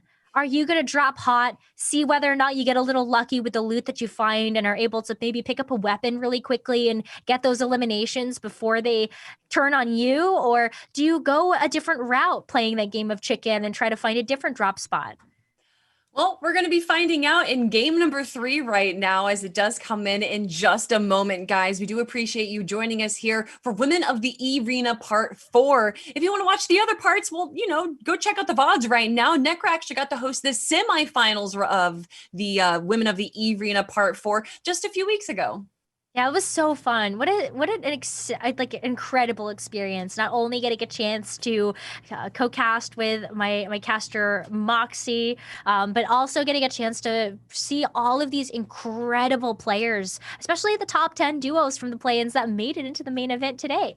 Oh, yeah. The top 10 duos that, have had to earn their spot, compete all the way through. And of course, we had those open heats as well. And again, if you guys are like, well, man, I want to be a part of the Women of the eRena, I want to know more about eFuse, well, go to eFuse.gg, everyone. You can actually watch the stream right now with information from all the teams that you guys are seeing compete too. eFuse.gg/e/WOTE. That's WOTE. And a huge shout out to Epic, who has put this together. We're able to grab these custom lobbies and, be able to watch this incredible tournament. Yeah, thank you so much to Epic. We got a chance to have custom lobbies for our play-ins as well. And the fact that Epic's by our side for our main event is really, really awesome. So thank you so much. But we got a score update for you. It's not just Malibu and Moxie that have a triple point score. We're also looking at Carly and Hannah from Gen G that have 108 points. That's a lot of points right there. And of course, Reddish and Chloe from our play-ins. They were towards the top of the pack for our play-ins, and they have 101 points. And then closing out fourth, we've got Anatis and Licia. And you know what? We saw these teams definitely in the end game. Of course, the end game is going to get you a lot of those placement points. But it seems what we saw from Somerset is that they went kind of like heavy onto the eliminations. It worked out in their favor. But the teams now that we're seeing jump into the top leaderboard are going for placements over eliminations right now. Yeah, and that's going to be super, super important, and especially maybe getting towards that goal, that bar that I put out there, hit that 350-point mark. I want to see a duo do that. Oh, it definitely will. I think we're going to hit at least 300, or, I don't know. We're 2 games in. And at least 250, right? 250. Definitely 250, I think, is where we're going to be probably ending up around for first place. $10,000 is what they're going to be walking away with. But of course, every person is going to be walking away with a little bit of the prize money here. It's a $25,000 prize pool for all 41 of our teams. Yeah, it's a lot. The breakdown goes a little bit down from that $10,000. Second place, you get $7,500. That's still not a small chunk of change, and it goes down from there. But having over $25,000 of prizing is massive, and especially when you're taking a look at splitting that amongst these incredible players, it's going to be a photo finish for sure. Third place, $5,000. You've got $2,500 for fourth, and a cool 1,000 for fifth place. look at that pricing right there. Over $25,000 is what we're going to be giving away right here, chat. For WOTE4, women of the eRena, representing, of course, eFuse and Epic. Thank you guys so much for helping us and being a part of it. Yeah, I'm so excited of that. We have these incredible sponsors to have this incredible prize pool. We're still tallying up scores, by the way, so there could be some duos that rise to the occasion, especially because we still have points from the first lobby, just making sure that we got everything squared away for the second before we move into the third. And I can't wait to see what's going to happen for these duos. Yeah, it looks like there's definitely some conversation going on right now in chat. eFuse official does let us know that they're updating the leaderboards. Everything will be corrected, chat. So thank you guys for letting us know and sharing your insight. And we do appreciate you guys for being vocal. Yeah, thank you so much for sharing your feedback with us as we continue the show forward, and of course for just watching the show. We wouldn't be here if it weren't for you amazing people at home that are tuning in and supporting all of these incredible players. Incredible players indeed. Chat right now. I want to know, who is your favorite team that is competing right now? We've gone to see some great teams like Tina and Hazel, Somerset and Alexa, of course, Malibu and Moxie, but there are over 40 incredible teams right here that are competing. Necra, do you have favorite's a bit biased, but is there a team that's really shined to you? I'm rooting for some of our play-in teams, especially from the top of the show. I was saying I expect that these play-in teams, these play-in duos are really going to show up today. And they have in a huge way so far. We got Reddish and Chloe, who are towards the top of the leaderboard right now with all the points that we've tallied up so far. But we also haven't, you got a chance to see Golden and 10K Nia, who won our play-ins event. They got a spot as well as $1,000 to be able to compete in the tournament today. And then you also have other players like Danny Yoko and Sunday. Danny Yoko and Sunday have been lighting up that feed as well. So those are a couple of the duos that I've got my eyes on. I mean, same thing with Anatis and Isia, just like you're saying, these play-in teams right now definitely showing up, but it is the team that is kind of, for me right now, it's Somerset and Alexa that I'm really excited to see. For me, it's always about eliminations, man. I want to see the contention. I want to see the W King going forward. And we're going to be seeing that in game number 3 in just a moment, chat. We do appreciate you guys hanging on right now while we make sure that all of our teams are in and the lobby is ready to go. Yeah, we are playing with these amazing custom lobbies thanks to Epic, but it does mean that we're going to have a little bit more downtime in between each lobby as we continue to get the players in. So really appreciate your patience as you bear with us as we're getting all of our players in. So that way we can have a fair competition. Oh, and just a quick update from our production, everyone, that scores are still being tallied. 10 minutes for scores to come in after match. So we do appreciate your patience. And patience no more needed because the battle bus is ready and festive indeed, as everyone is going to be dropping down in game number 3. Ooh, we can already see the players starting to leave the battle bus, and everybody just has kind of their own way that they want to play this. I feel like when we were getting a chance to look at how the map kind of played out from our very first few lobbies, everybody did seem to pick a different place. And you can see how everybody's starting to scatter right now. Maybe a couple players trying to go for the Coliseum right now. But there's definitely so many other places that you could drop. Well, I feel like when you have contested drop spots, especially in a competition like this where maybe a lot of these teams haven't faced each other just yet, maybe in games 1 and 2 you will have some contention, but we're in game 3 right now. I think teams are really starting to establish their drop spots. This is mine, you can't have it. And honestly, with the 50-50 of if they're going to be eliminated on drop, those teams don't want to take that chance. They're going to find their own drop spot, be able to grab their mats and their items before they probably engage in combat. Yeah, that's such a good point, Kelly. Especially because now people have gotten a chance to kind of feel out where everybody else likes to drop. And that's that game of chicken we were talking about before. Are you going to go for the same drops as what you want to go for? Or are you going to play it a little bit safer, try to stay away from the competition, all about the survivability till the end game? Survivability, it's so important. Honestly, I love eliminations, but if you're able to make it into the end game, let's say you go into 3rd place with 0 eliminations, you're still going to be walking away with like 30-something points, which might shoot you up into our top 10 leaderboard. And the higher you are in the leaderboard, well, the more money you're going to make. Yeah, absolutely. Oh, We will get a score update for everybody as quickly as we can. Just keep it in your mind that it might take us a little bit to make sure that the scores are accurate. But as of right now, we're gonna get a chance to see Sunday and Yoko right now take a look at where they've dropped at Dirty Docks, and it's not just them right now. There are a couple other duos that are gonna be in the area, but so far they haven't run into each other yet. Not yet, but I'm fairly certain we got to look a little bit at their feed and that they are aware that the enemy is there. But we're going to be changing perspectives and going to BB right now in Slurpy Swamp. I was actually talking with some Fortnite casters and they were saying that Slurpy Swamp is an underrated drop spot. So BB definitely doesn't seem to think that, as she's going to be dropping down right now. Oh, but look, BB right now currently just cleaning up the swamp, but we have two players coming in on them. I love Slurpy Swamp. I don't know how that could be an underrated drop zone because you got all of these amazing resources to build your mats. You've got a lot of different chest zones as well as just some really nice rotation spots that you can use away from the zone. So I definitely love it. You're really, really close to your weeping woods, your hedges. So definitely some other areas that you can hit if you go ahead and drop in Slurpy Swamp. Look at that. Look at that shotgun. It's going to be the Dragon Breath shotgun. Well then, that's super exciting. I love getting a chance to see some of these other weapons get used in game, and especially when you're taking a look at the Dragon Breath shotgun. That's definitely one that you kind of look at and you're like, ooh, it does a lot of damage. And I'm loving this loadout, honestly. We got the harpoon gun, we got the Dragon's Breath, but we're switching perspectives again to Kitties, who did pretty well in our last game. But you can see elimination feed right now. Looks like Queen is able to take down Waffles. And now, with us still being in the first zone, there's only 35 teams remaining, 69 players that are still up. Wow.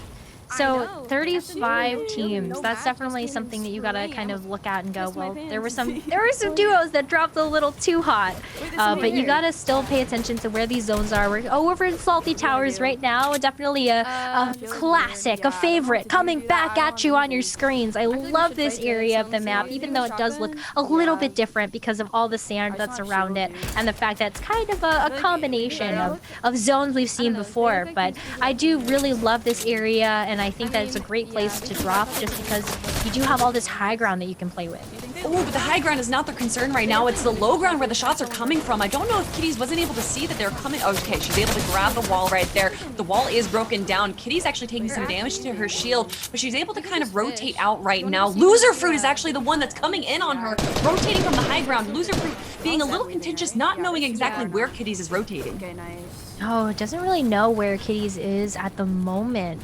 Looks like Kitties is just going to crouch down really low here just to be able to see whether or not she's going to be able to build her way out of this. But she boxes herself in just to see kind of where the shots are going to be coming from. Ooh, but boxing yourself in kind of in the middle of nowhere like that definitely allows Loser Fruit and Viper to know exactly where she is right now. Caroline is going to be staying close and with full health and shields. Hopefully she's going to be able to help her teammate out right now. And it looks like Viperius and Caroline are close together. And then it's the other two, Loser Fruit with Waffles, I believe, right there. Loser Fruit taking a few shots, though. Yeah, oh, wow, got the knockdown as well as the cleanup too. That's gonna be Loser Fruit out of the competition for this particular lobby, and all the loot goes, the spoils to the victor, as now you got a chance to deal with the other one. Oh my god, Viperius jumping down from high ground saying, you know what, high ground has no advantage. I want revenge for my teammate, but it looks like that is not going to be enough. Unfortunately, I think that was a bit of a misplay for Viperius there. She had the high ground. She could have been a bit more protective, but she jumped down instead and tried to go for the 1v2, but it did not work out in their favor. I kind of like that though. It gives you a chance to get that mental reset in case you really need to kind of think about the strategy for the future. Maybe dropping where they were in Salty Towers just wasn't where she really wanted to be. And maybe they're just trying to think about the next drop and getting their head back in the game. But for now, we are going to see a little bit of action here as we've got a duo on the low ground and a duo on the high ground. And I gotta call it out because I can see that she called it out too. So sorry, Syra. for pronouncing your name wrong during the play-ins. That is completely my bad, and I hope I'm saying it right now. It is Syra, not Sarah. I've been hosting Fortnite tournaments for the last 6 months, and these players love to change their names, but this might be one of the best name changes I've ever seen. I do love that, especially because you gotta make sure that you gotta get it right. But Sagirl Ivy there getting a chance to get a huge elimination there, and gets a chance to heal up with those med kits that she's got, as well as those big pots. Yeah, that was close. It's a good thing that they didn't get third party right there, because that might have been a rough position to put herself in. It actually looks like she might be having someone close on her tail. I can't see exactly who it is, but she is going to be using up the last of her shields right there to be back in full form, in full health. Yeah, that's perfect. That's a super good position to be in right now. And now Ivy gets a chance to kind of walk away pretty unscathed, and also with 4 points from that elimination. So that feels pretty good. The Somerset right now, look at this. 2 eliminations already, and she is just beaten down on her opponent right now. Every time they build a new wall, she tears it down. And now she's going for the 1v2. Wait, is one person not enough for you, Somerset? Gotta go in and move in quickly. And Somerset right now is definitely going after those eliminations. Likes to play like you, Kelly, a little bit aggro. Yeah, man, super aggro right there. Almost gets actually taken down, but she's able to use some health right there. Get back up into full health. She doesn't have her shields just yet, but it looks like that is exactly what she's going to be doing right now. I love it, that aggression, and then she kind of went, oops, never mind, and turned back around. And her teammate Alexa there doing a great job of making sure that she's got some resources. Didn't pick up the assault rifle though, that got placed down, but this is perfect. Right, Somerset now going in. She says, you know what, aggression ×2. Let's go now that I have my teammate. We can do this. 2v2 is going to be easy, and she's able to knock down Sunday right there, but she's going to go for the other opponent. Is she going to be able to jump in on this box? It looks like she's boxing up herself so that she can get that clean elimination, and now she's going to be reviving her own teammate while shots are going in on her box. What a madman.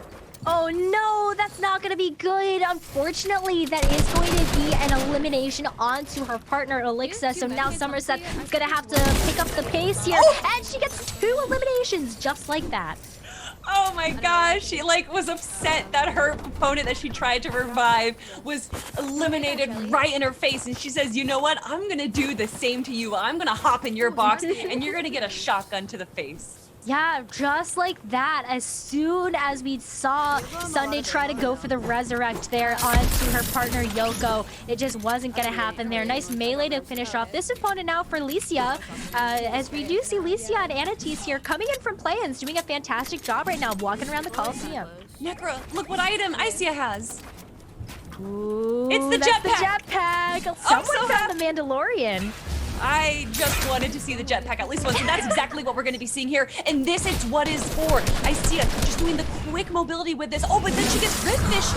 I'm wondering if that was her opponent that summoned it, and she just got pulled in as well. It looks like that's exactly what happened. But she is going to be chasing her down. She is not going to let this person go.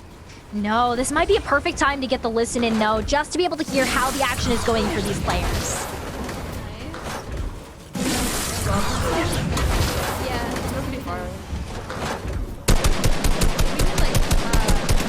Someone or snipe them, we could push this, and that would be huge because our loot is a little bit rough. I only have 40 AR though, that's the thing. Okay. Who's one? The guy in the back? 38. You wanna push that? Yeah, grab that.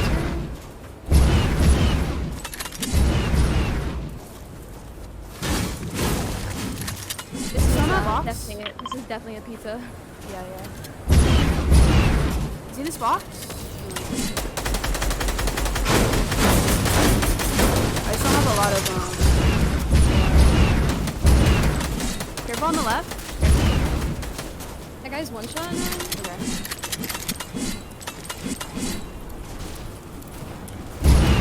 You're trying to Push for me?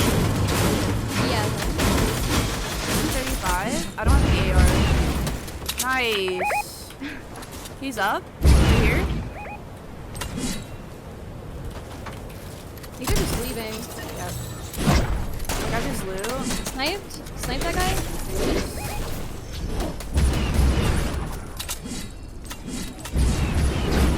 Want to impulse on him? Nah, save impulse. Yeah, save it. we can. Yeah. We just have to make sure we're in the zone. Yeah. Oh, he's getting shot by bots. You wanna go up the zipline instead? Yeah, I'm down.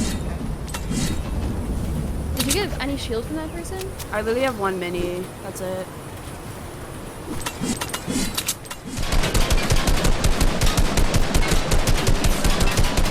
Zipline? Yeah, I'm going up.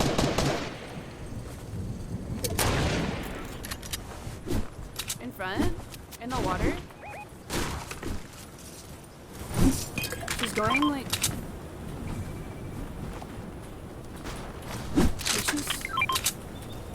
She's like on the edge of the water here. She's in front of me? Oh wait, there's another team. What the? Okay. We don't have to fight that. Wait, where'd the other person go?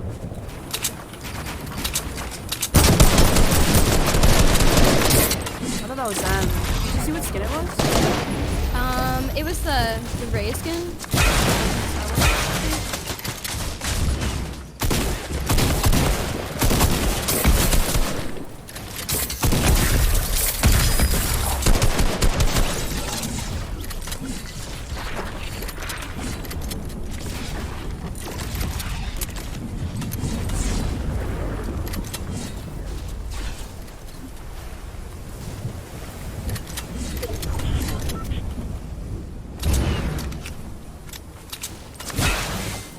Oh, I got shot from behind. Okay. She's standing still. Can you sign? Where? On my mark.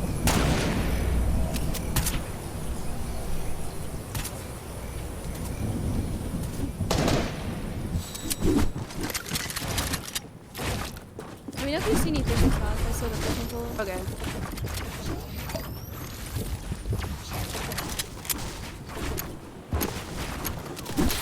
Things like that. There. Okay.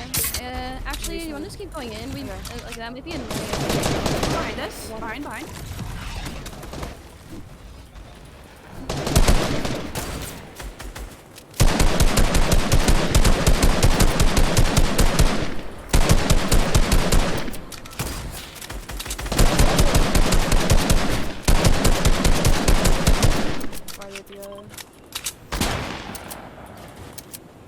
Want to just push them? I think we could force them this moment. You want to? Yeah, I think we should.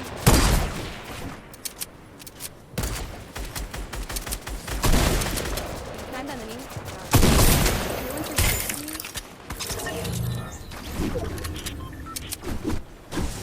And then it quick. Or just leave. Yeah. Is there one still here? No, I don't think so. Alright, we can just leave, I guess. I don't know. It could usually get that safe from me,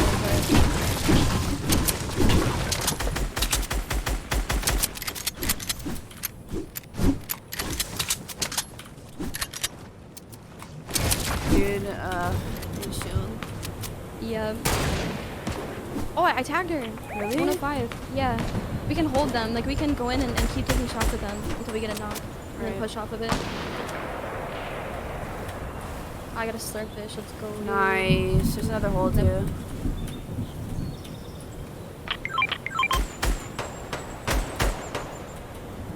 I have like 70 AR.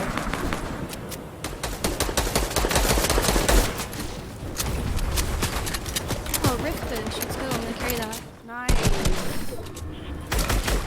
Yeah, I literally have no AR. I thought that's how they did some elims, but it's just weird. Might try to hold us.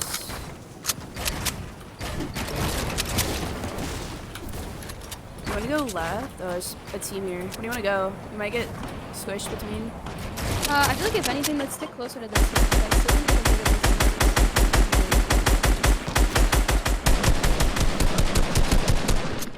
Guys are there.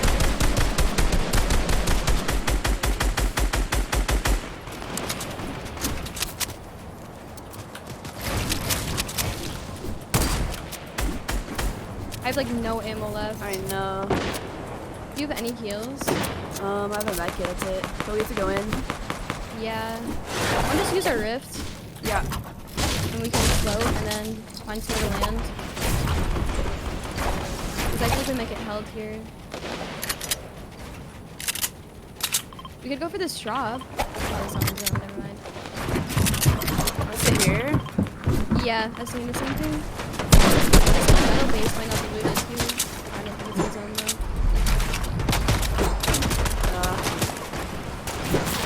Oh, what the? Behind me. Good job, Bean. Can you get to me? Yeah, I know. I don't want to show now. It's so annoying. Yeah, Good. let's just rotate. I'm gonna place a bouncer here. Wait, I'm gonna Bean. Are you fighting? Is there a bouncer? No. Kind of, but like not really. They're still on me. Do you see? I'm trying. Okay, I'm blocked. So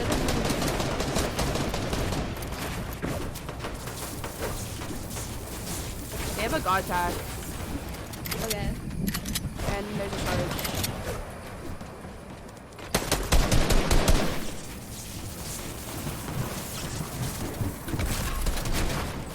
Are they fighting? I don't know. Let's just try to like get as many places as we can out of this game. I still have one impulse. Do you have a AR I have 66. Okay. ammo? AR ammo? Or I mean sniper rifle. Oh. Thanks.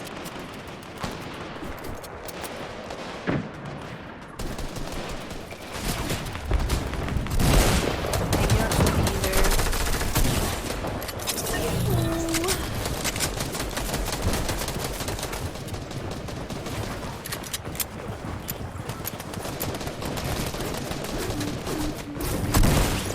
All right, taking a quick listen in on some of our players right there. And now we're going to be hopping into Tina representing Genji, of course. If you go to efuse.gg/e/WOTE,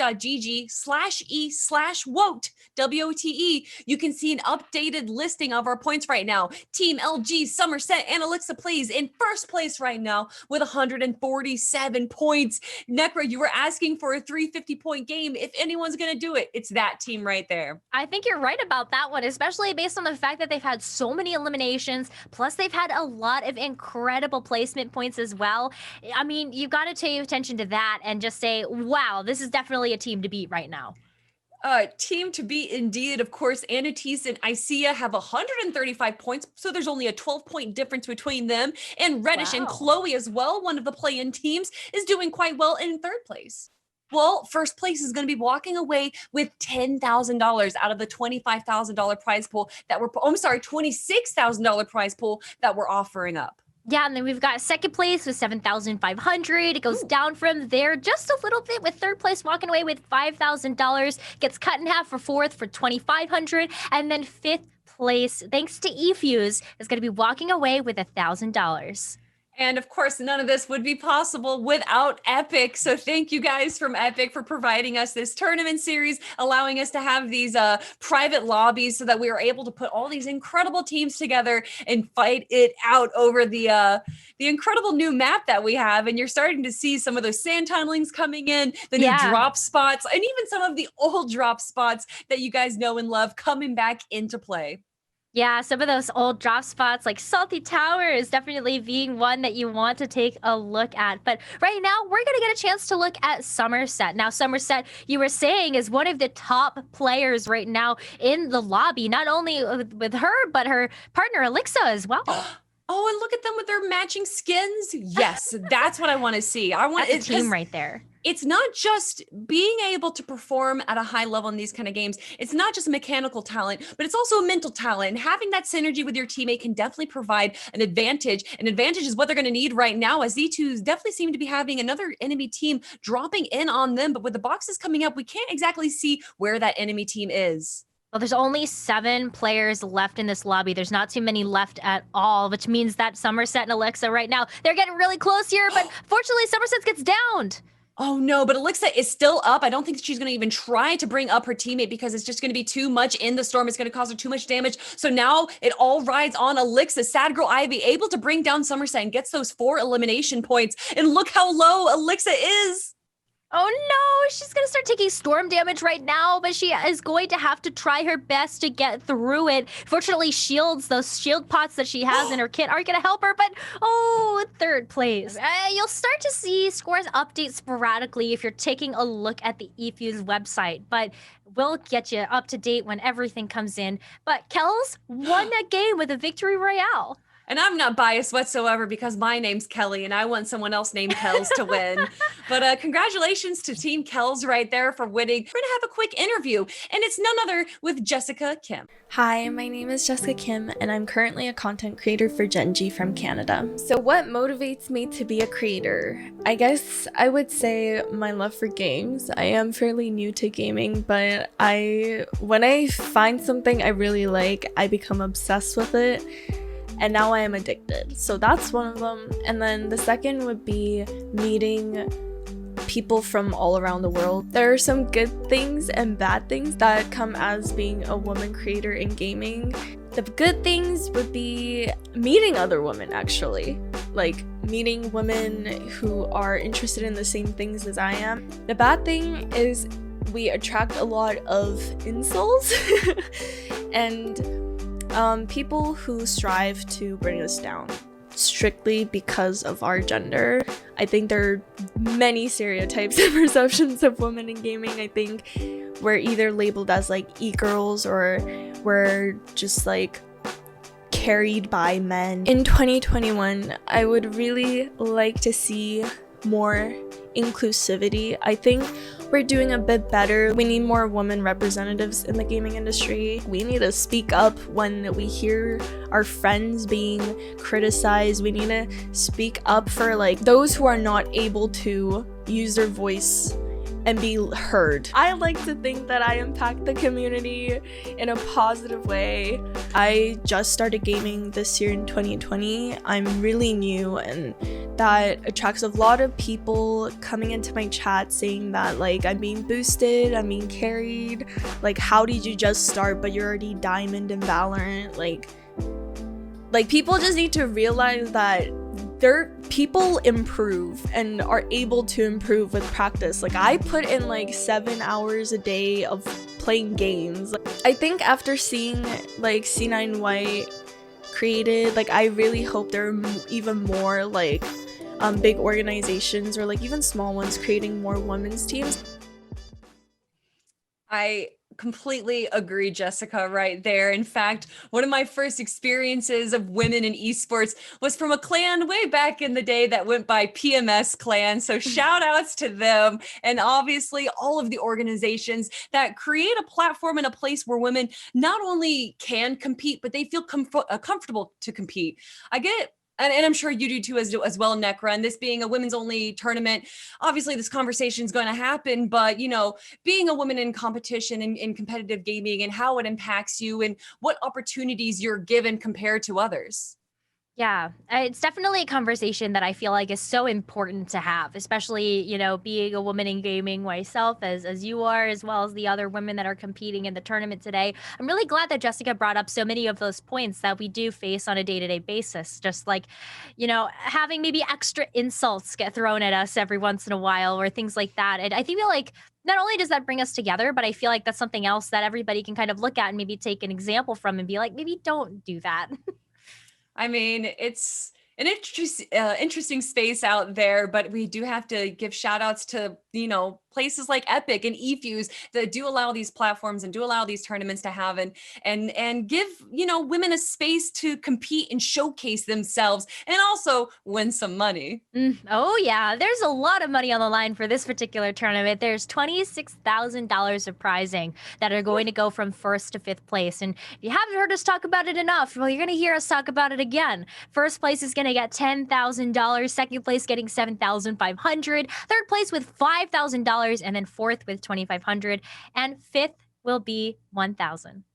Yeah, we appreciate, I mean, eFuse, because of you guys, the prizing is able to happen right now, $26,000 up for grabs. And we actually do have a quick commercial with eFuse. So let's take a quick look at them.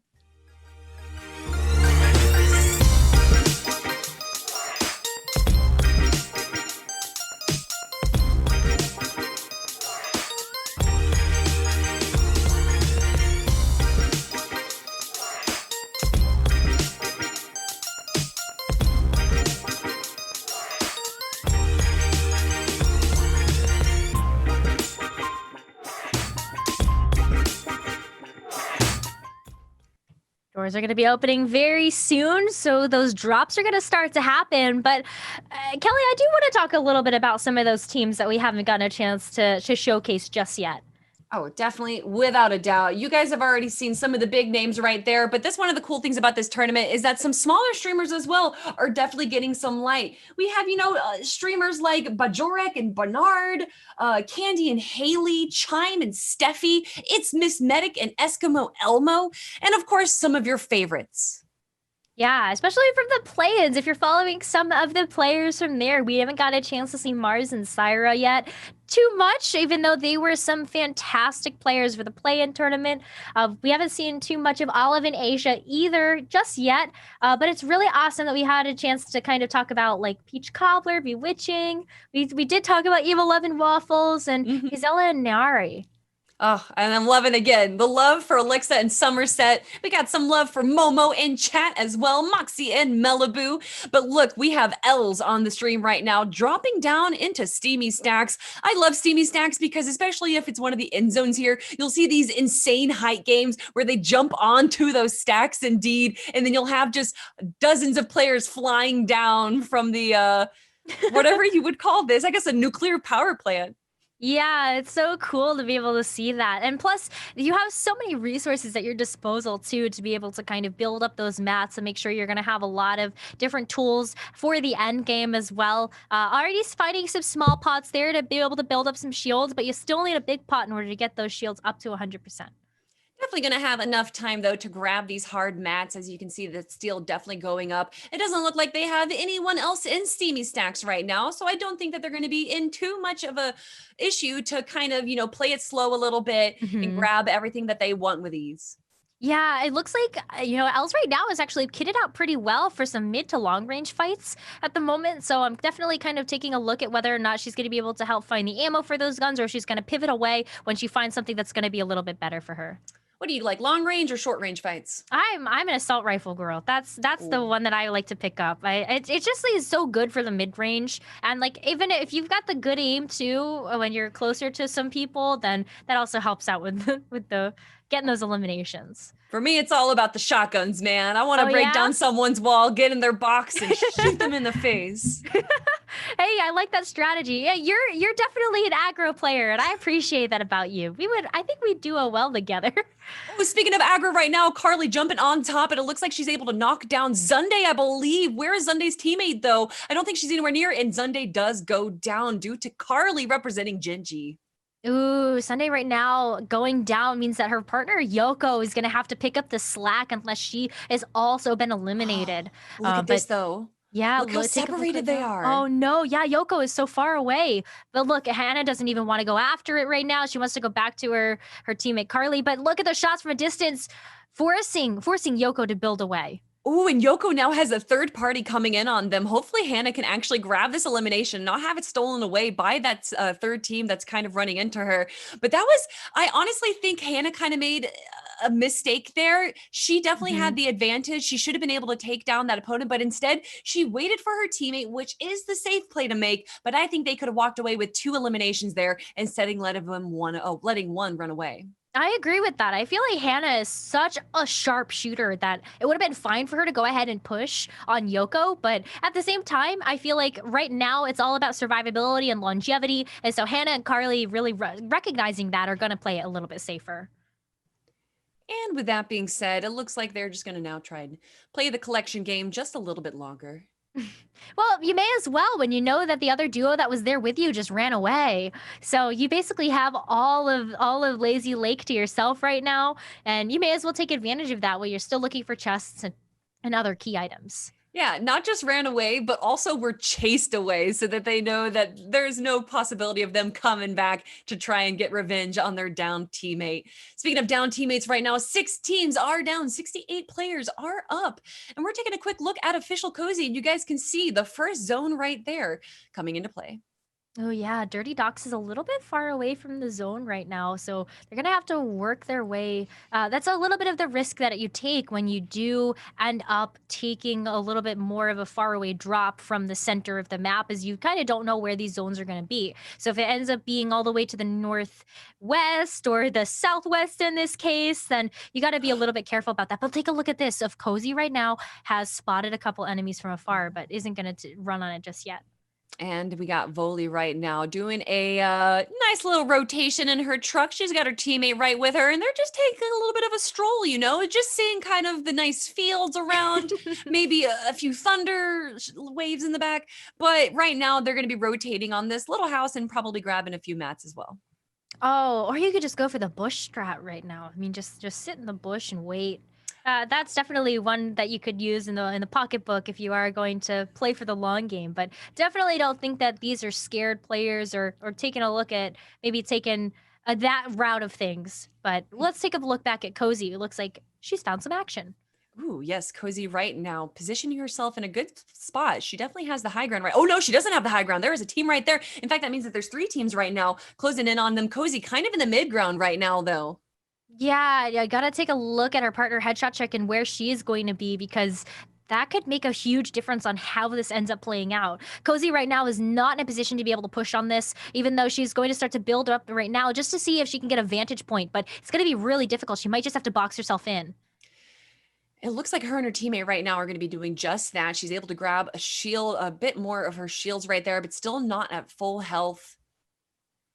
Oh, not quite yet, as they're playing a very patient game here. Oh, look at that. They're just going to go ahead and launch away from the action, and that's going to give them a nice vantage point on the high ground that we are going to see get taken over by that opposing duo. That was a great play right there. They knew that they were not going to be able to steal the high ground away, so they're going to push themselves out of the area, grab a better viewpoint, and see exactly what their enemy team is going to be doing. Right now, they're going to be landing right on top of them. They're going to try and box up to provide some defense, but are they going to be able to turn this around?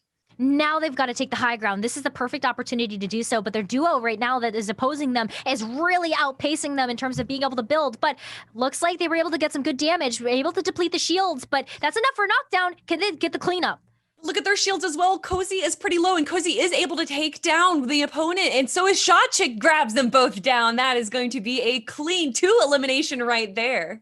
That's amazing. Now we're going to switch over to Somerset and Alexa that are still full on health. They've got full on resources. Taking a look at their loadout right now, they're kind of going with a little bit of a mixed bag. You've got the shotgun for some more of those close engagements, which I feel like is really, really important for the end game, especially when you are trying to close in on your opponents. But then also, let's take a look at Maddie NF and what she's got. She's got a shotgun too, plus the harpoon gun. Oh, yes, the Clay Classic, as we like to say. Shout outs to Clay Staling, pretty much bringing the harpoon gun into competitive. And you might disagree, but I'm going to disagree with you.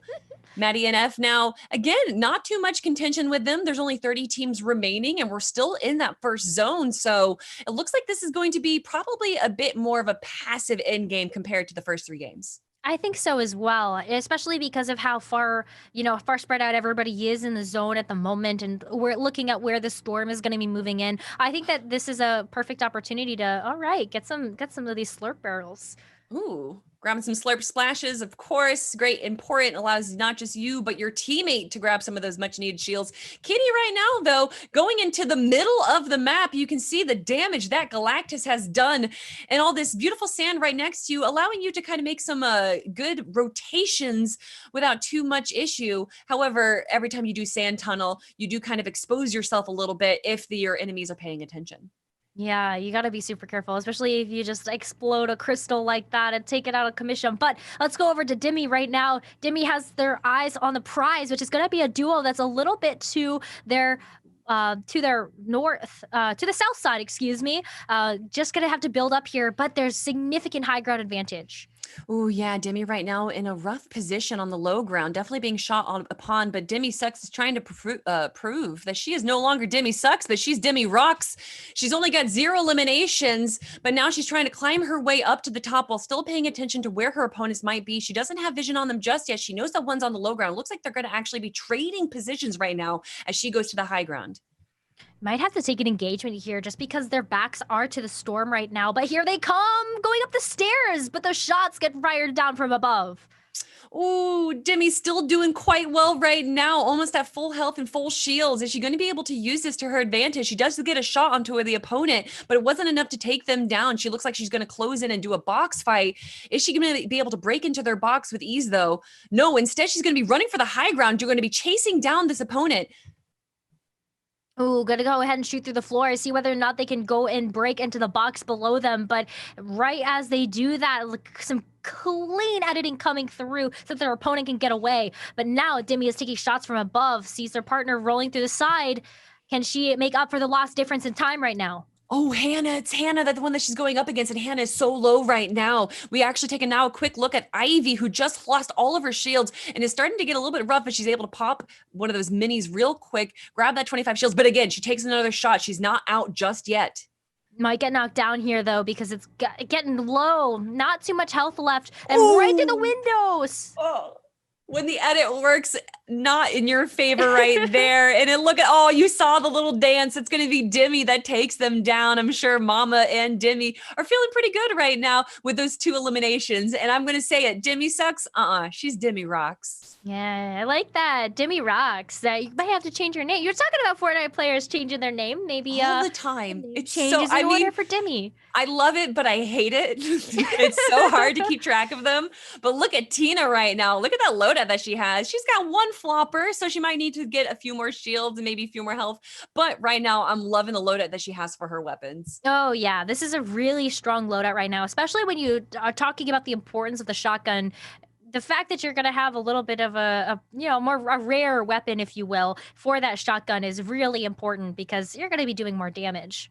Oh my gosh. First, I need to give an update real quick. Necra, you asked for a 350-point game. Well, Somerset and Elixir are at 229 points right now. So if anyone is going to do it, again, it is possible that we're going to see Somerset and Elixir plays right now. Wow. But we don't know where exactly they are right now in the game. I'm actually not even too certain if they've been eliminated yet. So we're going to have to keep an eye out for them because right now they might break 300 points, if not the 350 that you asked for. And there we have it, Somerset and Elixir, again, taking a nice drive through the swamp. Yeah, but they got to be careful because they see some members in the distance. They're going to have to get out of the car, let that car roll backwards, and that is going to be that. Somerset and Elixir now have their sights set on who is going to be in front of them. Do they have them Somerset?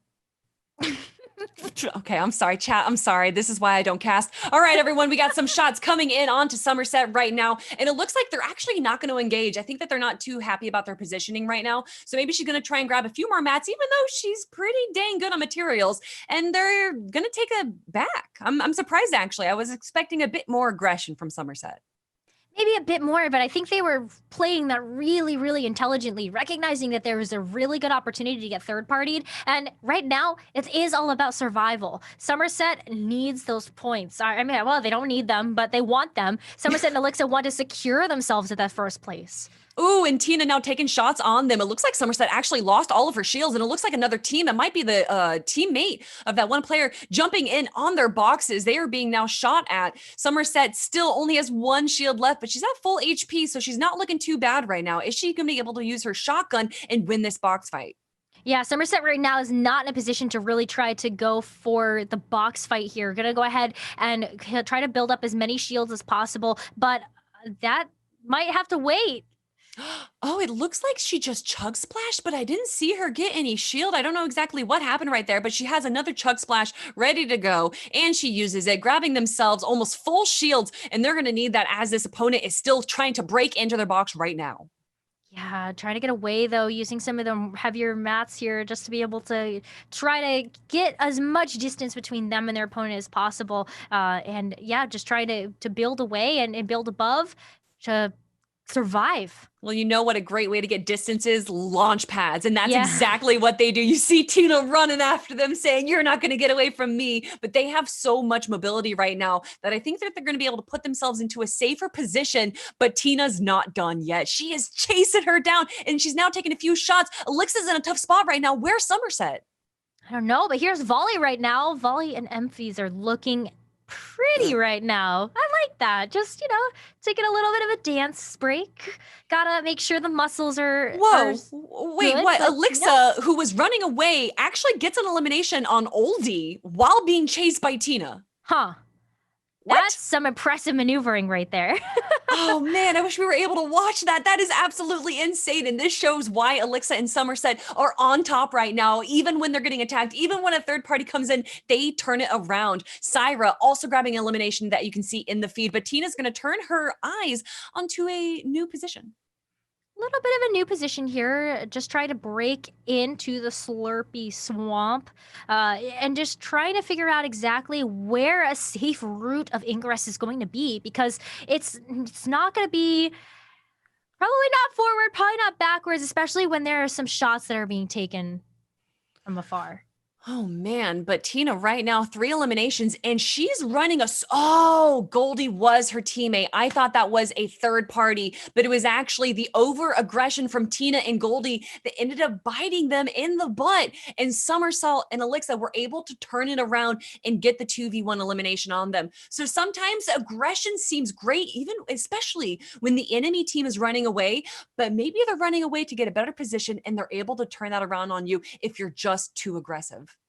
Yeah, now unfortunately, because their partner went down, you are going to have to see some of these players play that solo game unless they're able to get the res. Like we got a chance to see a really good resurrect come through in that first drop of the day, but it might be a little too late for that, especially when it's coming down to it. Those zones are getting smaller and smaller. Look at where zone 5 is. Ooh, yeah. And also Kitsy and Ashley right now are literally underneath another team, but they're on a bridge. So I'm not fully certain if that enemy team is aware of where they are, but it looks like they're actually going to use this opportunity to kind of rotate out of there, make their way into zone. And hopefully the team that was on the bridge just doesn't notice them. Well, now this is really interesting, Kelly, because you have the Slurpy Swamp, which is a huge area of the map. But are you going to try to build yourself up towards the rest of the structures that already exist, or are you going to try to go maybe more towards the swamp itself to try to build up? You kind of have to play a little bit of a guessing game there based on where the next zone's going to be. And especially because that's only the 5th zone, it's going to be rotating even more so. Yeah. So you don't want to solidify yourself in a spot just yet because the zone could go way out of the area that you are currently in. Ooh, a good snipe coming in from Maddie right there. Doesn't hit though. Yeah, Maddie and Leah here. Just oh, it did! Look. Wow. Did Maddie snipe Dunya? Was that What? Was that just a headshot from afar? I think it was. It showed up in the elimination feed. Wow, there's some impressive players in this lobby right now. It's almost like you blink and you miss it for some of these impressive shots that are coming through. But take a look at some of these duos that are going to be moving in from the edge of the zone. Everybody looks like they're trying to build around existing structures so far, although I don't know how much of the structures actually are still there because of how many mats these players have been collecting. Ooh, and there they go. The spoils of that elimination. They're going to be collecting them. 2 eliminations now from Maddie. She's going to get a chug splash as well. Doesn't look like they're obviously not going to be using that, but that is going to be very important for them later on. Look at that, almost full mats too, but they're going to be starting to box up. It looks like the enemies are starting to encroach. And as that final zone or the 4th zone does start to close in, the action is going to start picking up. The action's definitely going to start picking up, especially because the zone is going to continue to get smaller and smaller. And I'm kind of waiting out these next 10 seconds because I really want to see where the next zone is going to be. I think that's going to be really indicative of where we're going to see a lot of the action, especially given that here it comes. Oh! That's not very much area to work with. But that is exactly what Maddie wanted to see. Look at her. Not only did she get into the zone, but she is on the top of the zone. Everyone's going to be rotating onto her. This is going to be a great opportunity for Sad Girl Leah and Maddie to grab a few more eliminations if they don't become, taken down and have all the other teams jump on them. Yeah, exactly. Maddie and Leah are sitting in a phenomenal position right now, but you could kind of tell that Leah may be trying to get away from something here. There's definitely some teams that have the high ground. You can see Demi in the window. Oh, Maddie does hit, but she doesn't get Demi down just yet. Demi has a little bit of the high ground, but they're pretty much playing on even footing right now. Demi sucks, though. Definitely looking like she's hurting a little bit. Yeah, she doesn't have too much of her shields left. It looks like there's about half left. And you can see where some of the other actions going to be happening across the arena as well. We're going to see some players start to make their move towards that next zone. But, oh, they don't have too much time to do it. Maybe the time is now. The time is definitely now. Volley and Emphy right now with 0 eliminations. Hopefully, while this zone does start to collapse in on them, they're going to be able to. No, they're just going to dance instead of grabbing eliminations. Who needs that when you can dance with these really sweet skins, by the way? These are some sweet skins. And I love that they're twinning right now, right? It shows you're a real team. I love Most it teams so are. much. I don't know if this is intentional or what, but almost all the teams here have matching skins. And that synergy definitely. Oh, Demi takes down another teammate or another player, Marissa. And I'm guessing that Demi's able to grab maybe some health and shields from that. Yeah, you can see Caroline, Malibu now. Caroline with 2 eliminations here onto its Miss Medic and Eskimo Elmo here. But now this is where the going gets really tough for some of these teams, especially when Genji Maddie has an enemy in her sights right now. Oh man, look at that new zone. Far off, deep away from Slurpy Swamp. Now these teams are going to have to start rotating over there. And it looks like we already have one team that's able to kind of grab the bottom side of that. Maybe we're able to see them turn that and convert it into a few eliminations as well. But that's the 6th zone. We're jumping into the 7th zone right now. 30 players still remain, 19 teams. So that means almost half of the teams are going to be solo players. Oh, look at this. Right at the right moment, you're going to see a beautiful rift coming through from Maddie and Leah. And that is exactly what you want to see, especially when that circle, that storm, that zone is going to continue to move farther and farther away. You can see how everybody's building, everybody's pivoting right now to be able to make it to that zone in time. That was a great rift, but they're not the only ones rifting right now. You can see a few other players flying around them. It doesn't seem like too many shots are going at the high ground. I'm guessing because all the other teams are rotating right now. They're focusing on builds. They're not focusing on players dropping in on them. But where is exactly Maddie going to drop right now? It looks like she's going to go for the aggression. She's going to try and be on that front facing of the rotation of the zone. But look at these builds going on right now. Demi Sucks taking height. And if there's one person you don't want to have height, it is Demi right now with a few eliminations to her name.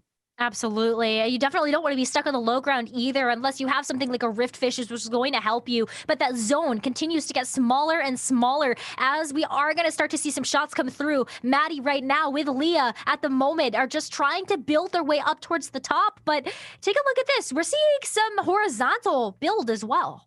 Oh yeah, there has to be some horizontal build, especially as you go over the water right now. But right now, I'm looking at BB. I'm so glad we changed to her because she definitely has height right now. And with those med kits, she's going to be able to grab a little bit of a health, but not too much. She only has, we're switching back now over to Kitsy, who has a decent amount of health, but it looks like she's going to pause just for a moment right there. And now switching again, there is so much action. We're going to be switching a lot. Maddie able to grab an elimination onto Olive. Demi, another elimination for her onto Golden.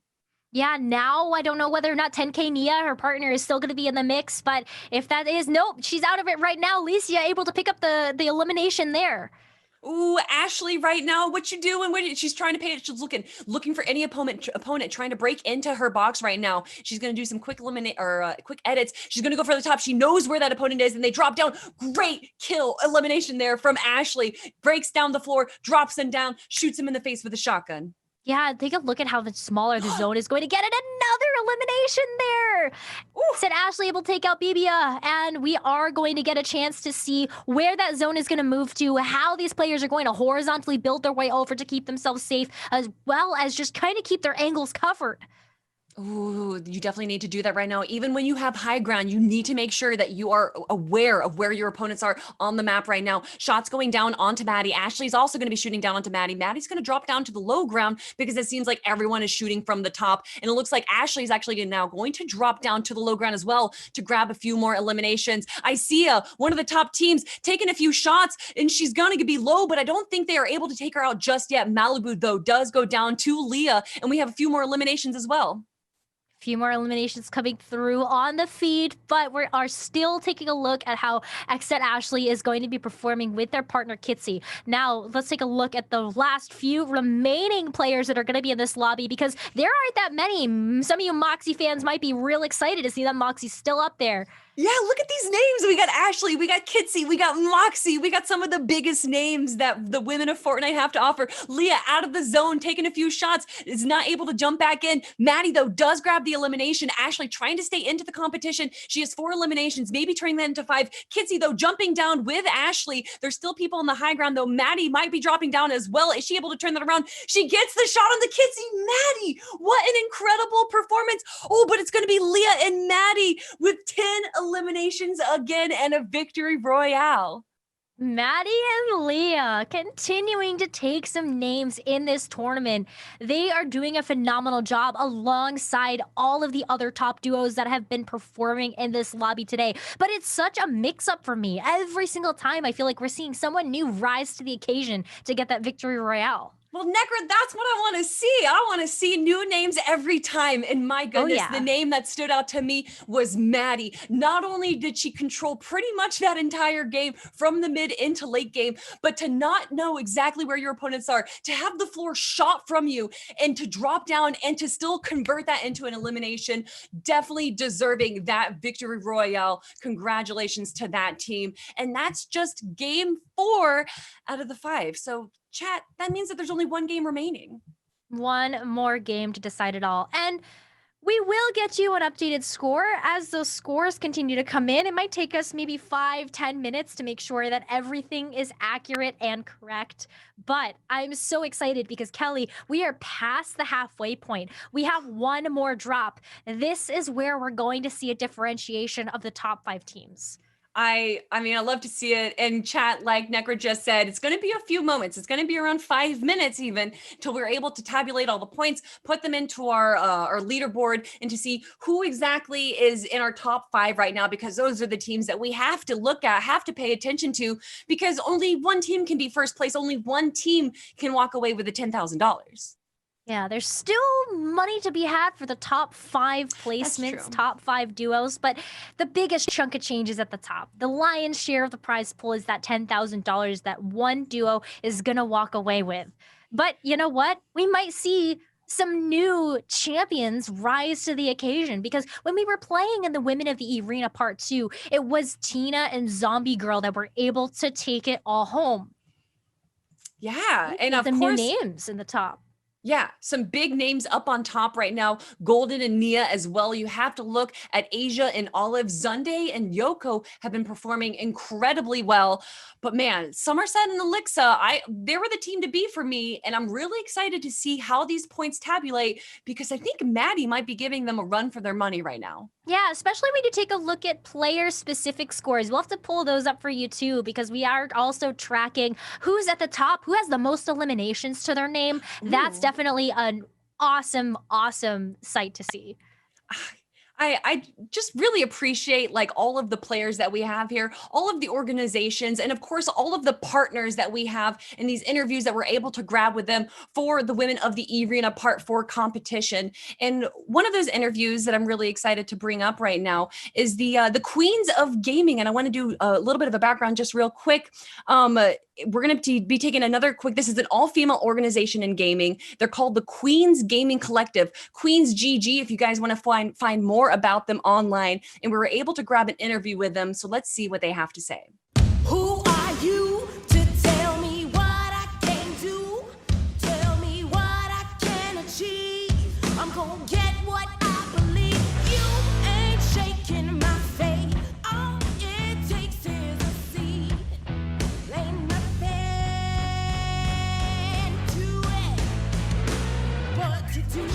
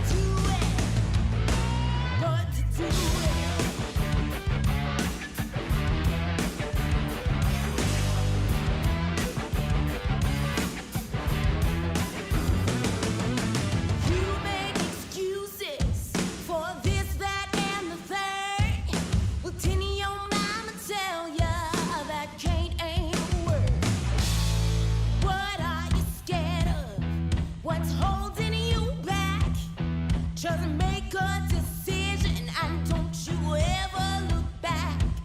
'Cause ain't nothing to it but to do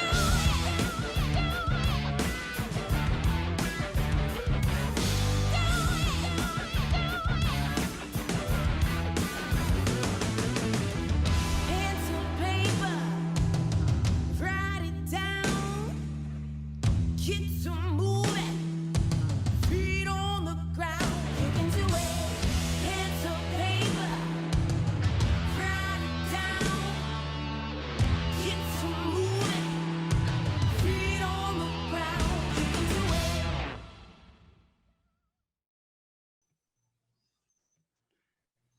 Woo, Queens of Gaming right there. I thought it was going to be an interview, but that was more of a commercial power highlight move. reel.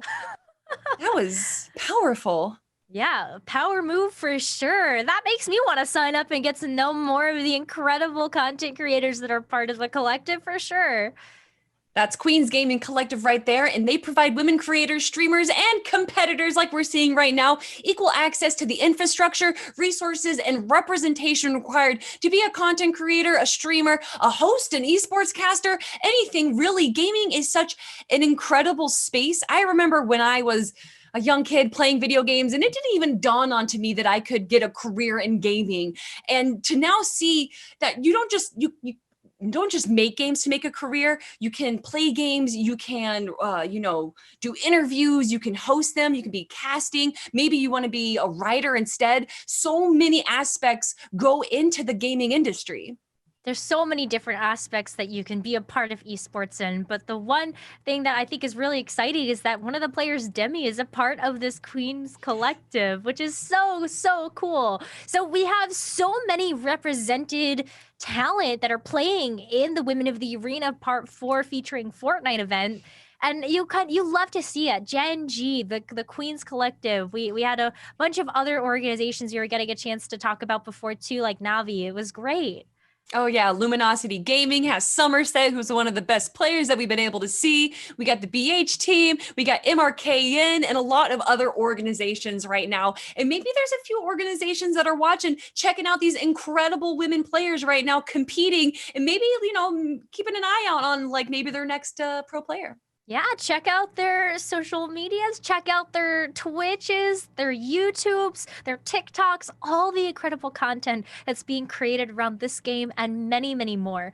But Kelly, I'm so excited because we are about to figure out our champions. We have one more drop where we get to I know, we gotta put the brakes on a little bit. I was about to say, Necra, fast. calm down right now. Whoa, you're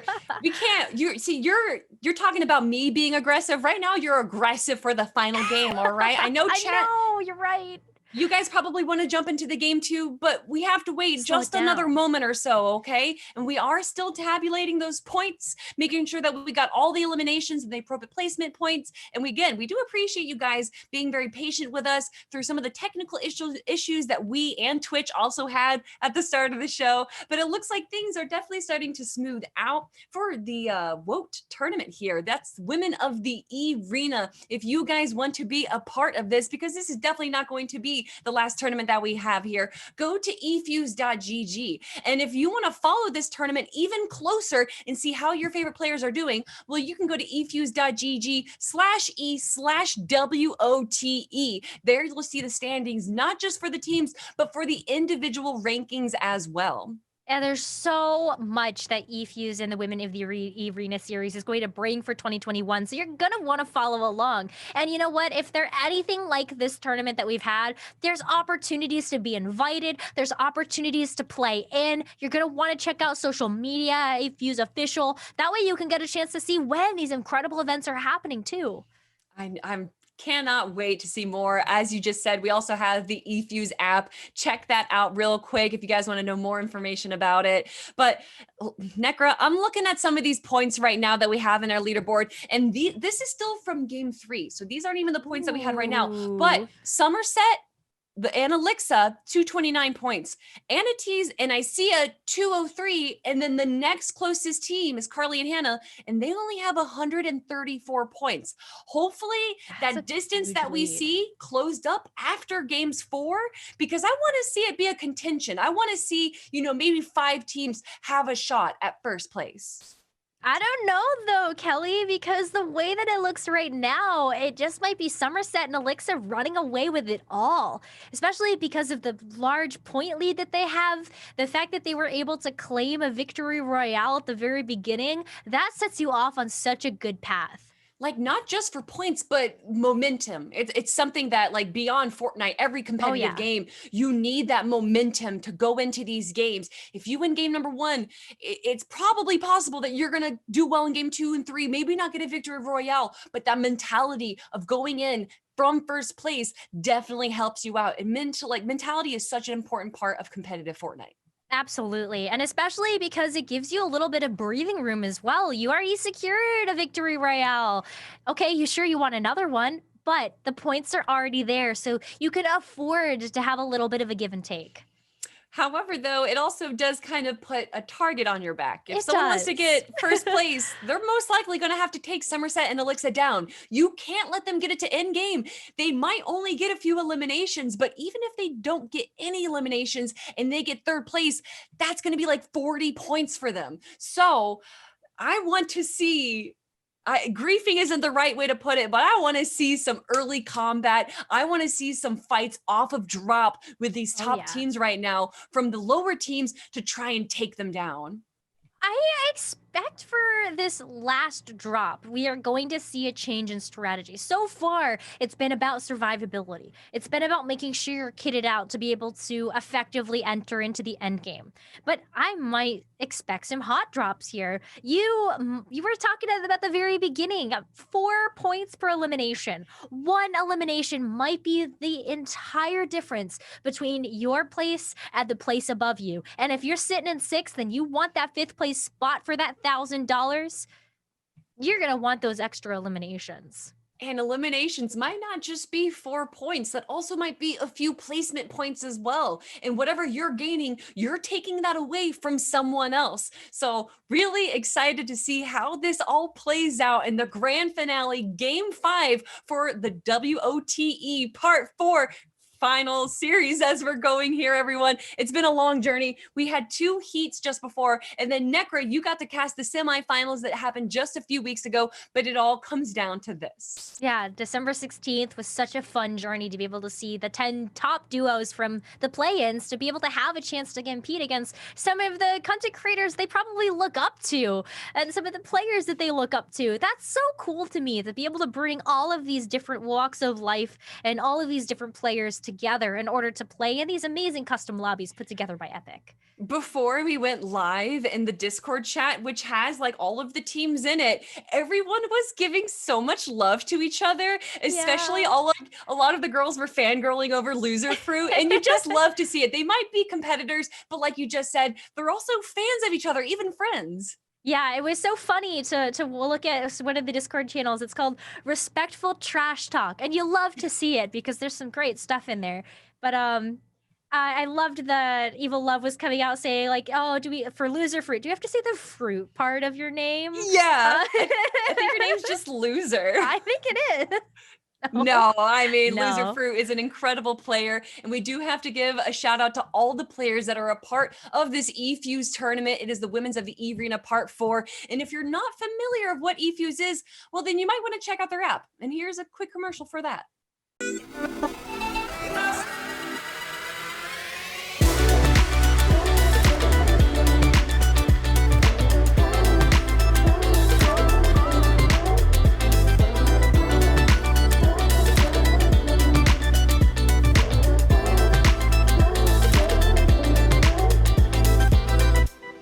We're going to be jumping into game number 5 of the grand finals here in just a few short moments. Necra, we've gotten to watch some incredible teams and players. Is there a team that you would like to watch and focus on in our final game? And chat, I'm going to ask you the same question. Who you want to watch? I mean, I feel like we kind of know already that we do have Somerset and Alex. Sorry, I have a cat on my desk, which is Never which be is sorry messing for with that. everything. Hello, Bear. Do you want to say hi? Because you're here. And no, he's scuttling away under my monitor I love right that now. your cat's name is Bear. He's just taking a sit right now. Back to the question at hand. There's definitely teams and players that I want to look out for, and as of right now, it's gonna be the players and the duos that are sitting in 6th, 7th, 8th place, just because. Yeah, those are the players, those are the duos that are so close to breaching those top 5 spots. Ooh, and it looks like our points right now, our leaderboard might be having some tabulation issues because we now have less points after game 4 than we did before or after game 3. But I think if the leaderboard is correct in its direction, Anatis and Icea might have stolen first place away from Somerset and Elixa. I'm still going to wait a few moments for those Fair. final points to come in and to make sure that we have the accurate leaderboard right now. And just in case anyone is curious, because who doesn't love a good pet on camera? Bear is about to steal my job. That is a really beautiful cat. I was gonna say it's a cute cat, but that cat has striking eyes. My goodness. Hello, Bear. Are you gonna stop messing with my camera position right now? My camera's resting on the top of my monitor, and so he's been walking underneath it, around it. I think your cat somehow attracted my dog because my dog just walked up to me as well. This is the best. This is no longer a Fortnite tournament. This is the pet stream. We do all appreciate you guys jumping in right now. As you can tell, we're doing this remotely because there is a pandemic going around the world and we have to stream from our homes. So we do appreciate you guys hanging out with us right now with our pets. Game number 5, the final game, is going to be starting in just a moment. We're going to be making sure that all the teams are ready to go and that the battle bus is all loaded up with gas because this is going to be the final game and it's going to be absolutely insane. Yeah, it's gonna come down to the wire for sure. I wonder if we're gonna see some hot drops. I wonder if we're gonna see similar strategies come to the fold, just because if it's not broken, why would you fix it, right? And for a lot of these teams, going and working through, and now my now my dog's in here. Oh, It's a party, Kelly. It's a bit of a party right now, and chat seems to be having its own party, guys. We do know that there is a bit of an issue with our leaderboards right now. We are taking a look into it, and we do appreciate you guys hanging on as we do find that out. But who needs that when we are jumping into our final game? 40 teams are dropping down. We are taking a look at 10K Nia, the champion from the semifinals. Oh boy, now I'm super excited about this. Golden and Nia right now, they were at the top of the play-ins. They earned their spot here by outbuilding, outlasting, and out-survivaling everybody else in the play-ins. So they were able to earn that top spot. And right now, we can see that they're going for a very far away place on the map. Yeah, it looks like they're rotating to a little over Sweaty Sands. It looks like a lot of people are going with them, though. She's taking a quick look at a few of the shots that are coming out from those NPCs. Yeah, just kidding. That's not shots. Just gotta be careful. Gotta look in every direction just in case. Ignore me. All right, we're taking a look at Fluctua right now, who's jumped down into Slurpy Swamp. Gonna be already grabbed some chug splashes right there. Ooh, that's good. And you also have the slurp barrels here, which are going to really help to get those shields up and running too. So you love to see it. Just already getting up to the full potential of those shields and picking up some good weapons as well. Really preferring more long-range damage than anything. Yeah, great start for Fluctua right now. Her teammate, okay, Heavenly, just kind of chilling in a Slurpy Swamp right now.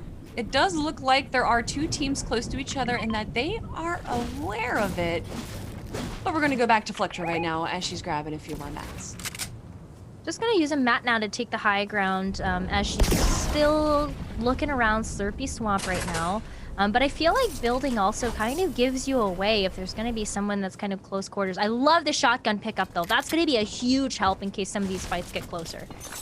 And it's possible. Slurpy Swamp definitely has a few people dropping on, and you can see Kavoy right now taking a look, taking a few shots even through the window right now, and his teammate is already down. BB already eliminated, and look, Nia is able to grab another elimination onto Blondie as well. Kavoy, though, up on top in the same area that the combat's going on. Is he going to try and third party it with only being a solo player? Oh, yeah, that is going to be a really difficult position to be in, especially if you are going to be solo for this last lobby. You don't have your partner to help you out anymore, so you do have to be incredibly careful. But oh no, Nia gets downed. Oh man, what a shame right there. Nia going down right now, the champion. Kavoy almost going down as well and being the only remaining player left. Oh no, this team is eliminated pretty early on. Yeah, pretty early on, it's not going to be able to net you too many points unless it's going to be based off of eliminations only. But there's a lot of action here, Kelly. Why don't we do a listen in and see where these players are at?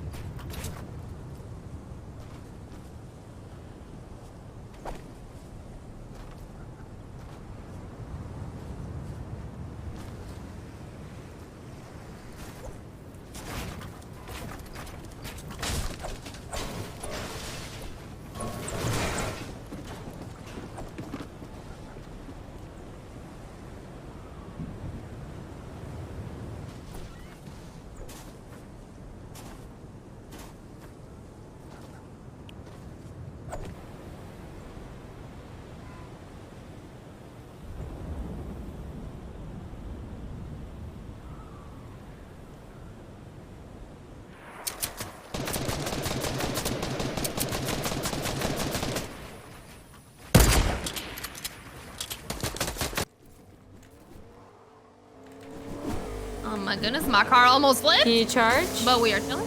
And an Let's AK, go. gold AK. I will take that. I got a We're getting the best loot this game. Yeah, we are. We got this confidence. Oh my goodness. We're actually about to win this game. No trouble. Yeah, we will. We will. We will.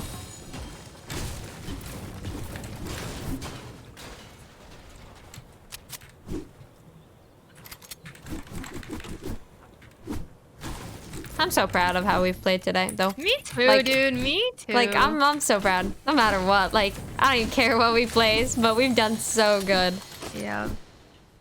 We So play really good. well together. We do. And so quickly, too.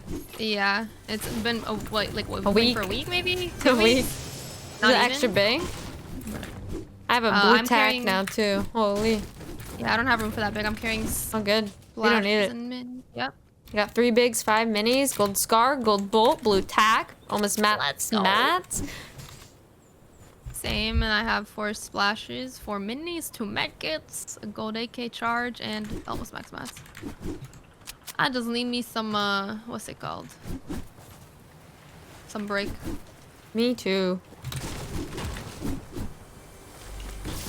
Good tag. Don't need that. Get that brick up there too. That one's like 120 if you really need it. I only need 3 more. Max. All yours. Whoa. Lazy. Yeah. Some more loot here. Not looted. Let's go. Watch calling it splashes. Heck yeah. Do it. Just kidding. Oh, unlucky medkit. It's okay. Carrying that as well. Just go get good positioning. Yep. People right here. I'm gonna snipe the back one. 116. Let's go.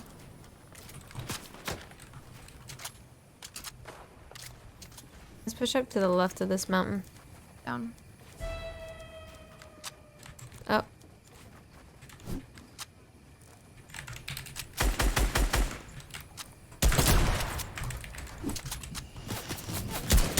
$34 twice on the guy on the left. Our bounty's close. We gotta be careful. I think they are our bounty. I think they picked it up down there. Maybe. Maybe. Do you want to fight this? Could use the points. As long as we're smart about it, sure.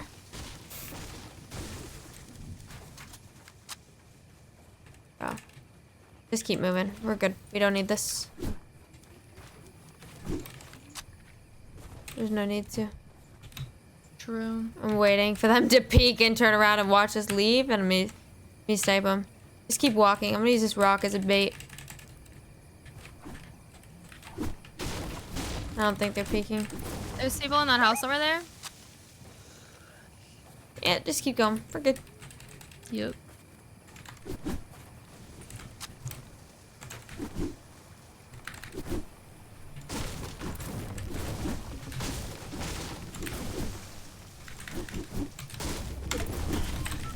Hello? Yeah, look at that. Look how scared they got. They attacked me once. I turned around and they built a whole freaking brick fortress. I think it's just the bounty's glitched again. Oh, they're right here. I was gonna move the sniper. They're pickaxing. Why are you pickaxing me? I'm not pickaxing you. You're bad. There's no way. Toxic, bro. Sorry. Nah, you're chilling. Those guys still haven't moved. Dude, our points still haven't updated. Okay. Don't look at it. Don't look at it. Don't look at it. I think those are our points. It's not our points. Our points are 235. Trust me.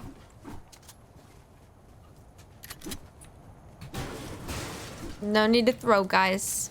We're just gonna play endgame. Stop telling me to key. I'm not keying. We need to play and get our points, our max 55 points, On and a top of ton the of hill health. up here. Yeah, I'm popping a big. Are these guys built? No, that's an iron guard. He's looking at me. Are we gonna have to fight it? Shoot me again. I don't think we should fight this. No, we shouldn't. They have high ground. Let's go to the Yeah. left.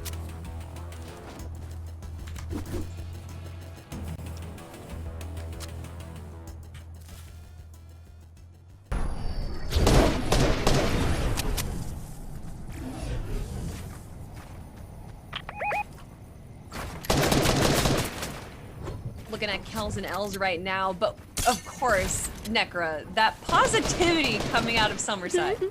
Oh my goodness. It warmed my heart. It was just so awesome to hear how positive Somerset was being about her and Elix's performance so far today, because regardless of placement, you heard it from them. They should be really, really proud of how they performed today. Ooh, Kels, though, taking a leap of faith right there, and I think she kind of lost her teammate in that launch pad. Looks like she's a little far away, but they are able to group up a bit. They do have 4 chug splashes. I don't know if they're going to be using them at all to bring her teammates' shields up, but it doesn't look like it. I think that they feel like they're in a pretty safe spot, but they don't need to be feeling that anymore as they're starting to be being shot from the high ground. Ooh, shots coming through here. So Kels is going to take the opportunity to go ahead and box and just make sure that they can get some big shields down. Sharing one with her teammate Els as well, just to make sure that they're both going to be super healthy for this. Definitely need to be super healthy right now, especially since their opponents know exactly where they are.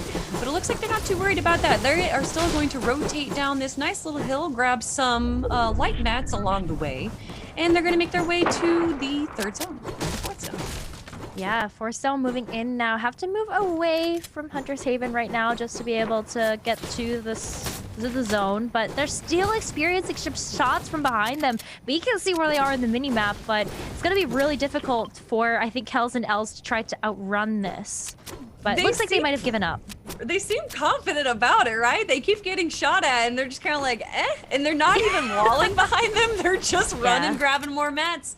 So I don't think they're too concerned. I think that they can kind of deduce that the enemy opponents behind them aren't going to be able to snipe them from that far away. But Anity's right now doing their own box fight, doing some quick edits, hopefully grabbing a few shots onto the opponents that they're going up against. And it actually looks like they're going to be rushing into their box right now.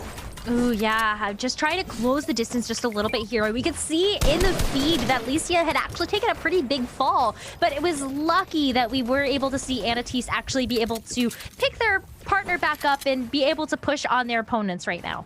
Ooh, but it looks like there is a big fight going on right now, or the possibility of that happening. And look at all these teams. It's still pretty early on in the game right now, and they are getting quite close. But it's Volley that's going to be chilling out right now. I see the teammate to Anity's is pretty low. The shields are good, but her health, she might need to try and grab a quick siphon right now because I only think that they have shields on them. Yeah, they're gonna have to be really, really careful, maybe hoping that it's gonna be some of the shields that go first. No fish right now to really be able to help them out, but hopefully they're just able to get the knockdown here. Ooh, not yet. Anity's did get a few good shots on him, and now she's gonna be going for some shields herself. But she's getting dropped on. Oh no, okay. I thought that was an enemy. I thought it was an enemy too for a second. It was just Licia. It's okay. So Licia now able to come up and help out her teammate, but this is going to be where the going gets really tough because Licia wasn't able to heal up too much. Maybe use a couple of small bandages there to be able to restore some of the health. But as of right now, they just need to try to find out where those opponents are going to be. But they are well within the zone right now. One of those opponents that I was looking forward to. Maddie does get eliminated. Hopefully her teammate is able to revive her. But right now we're having a fight, a box v box fight. And it looks like Chloe is going to be able to take down Kaylin, I think. And we're back with the dancing. Volley and eFuse right now, they're just jamming out. I love it. You know, I can appreciate this mood. Yeah, you know what? If you're not gonna win, you should lose with style. Chloe, though, going for the win instead. 5 eliminations already in the 3rd zone, and her teammate looks to be potentially brought back, I think. Maybe. I wasn't able to get a good look at what her teammate was up to, but Chloe, as of right now, is definitely in a good position. But take a look at Girly Bella and Melisay just hiding out in the brush, trying to see whether or not they're able to make a little bit of a better move from Slurpy Swamp into the zone. Hey, you were saying before? Ooh, some shots coming in to Girly Bella from the high ground right there. But with this rock kind of in the way, I think she's going to be able to position herself into a bit more of a safe spot. But Girly Bella TV, 0 eliminations right now with Melisay. And their loadout is lots of fish. Well, that's good. That's lots of health, lots of sustain for the end game, and maybe they weren't able to find medical supplies to be able to help them up, like those kits or those bandages. So, you know, next best thing that you could think of would be fish. Looks like they're going to be boxing up right now. I don't see too many opponents near them, so I'm interested as to seeing why they're... Oh, looks like they're going to be boxing up on the edge of the zone, so maybe they're going to be sitting there, hopefully grabbing some rotations and a few eliminations as well. But now we're going to be taking a look at Chloe, who's being shot on. Yeah, Chloe right now is just going to have to build upwards, try to get some more high ground on their opponents. But, oh, take a look at that. Chloe gets dinked. Ooh, but she's still alive. No health kit, though. She does have a few small shields if she's going to be able to convert that, but right now she is just going to go for the action. She's going to try and build herself up again. Not too sure where her opponent is, but she definitely seems to have an idea and trying to rotate out of there. Thinks she's in a safe spot, but she's not in a safe spot. Oh, that quick build right now is just what saved her, and she's able to grab 25 shields. Ooh. Unfortunately, Chloe is going to go down, so let's go ahead and take a look at Maddie NF and see what she's going to be up to here as she's continuing to build a little bit vertically, but this is where it's going to start getting really interesting because while we're still tallying up scores, scoreboard is not official and not done yet for the 4 rounds that we have played. This is going to be important for placement points to just try to see whether or not it can push you into those top 5 spots. Ooh. Just breaking down some mats right now, but she definitely has good eyes on her opponent. She's got a good positioning as well along the edge of the zone right there. Taking a quick look at Anna Teese, one of the top teams right now with her teammate Isia. They do only have 1 elimination, but they are the team right now that could put Somerset and Elixia a run for their money. Yeah, they really can. And this is one of our play-in teams as well, and that's kind of what we were hoping for. Seeing some fierce competition from the play-in teams mixed in with the invited teams that we have for today's tournament. But everybody's on the edge. Nobody wants to take a stab at the middle of the zone right now because everybody's trying to see where this final zones or where the final zones are going to be. I mean, if you're in the middle zone, that means that every team around you is like equal distance and have a chance to have their sights on you. And if you are going to go for the middle ground, then you're going to make sure that you have height. And it doesn't look like too many teams are paying attention to height right now. But Moxie right now, though, I do like her loadout right now. She's got high jump flashes. She's going to take a few shots right there. But now she's taking a bit of a pause with her teammate Malibu. Yeah, Moxie and Melibe right now are just doing what they can in order to just kind of make the right plays in the zone and where it is. Take a look at some of the players that are going to be moving in from outside of the zone. You can see some of the quick edits that are coming through because Moxie sees some shots in the distance. Ooh, Moxie, though, are you able to turn that into anything? She's going to do an edit real quick to peek out the window. Is she able to grab someone? There is someone right there in good vision. Is she able to grab the elimination? No, she does get a few shots, but it's not able to convert, and now they are in a pretty safe spot. So Moxie going to box up once again, peek out and change her position to see if she can grab a few more shots onto those players. I love the quick edits that are going to have to come through here because you're consistently trying to change your terrain, change your hitbox, where these shots are going to be able to land on you. And look at that. There's some fast mat building right there. Ooh, but she might have got a few shots on them. They got a few shots on her as well. But with a good teammate that, you know, likes to share their shields, she's not going to be in a bad position.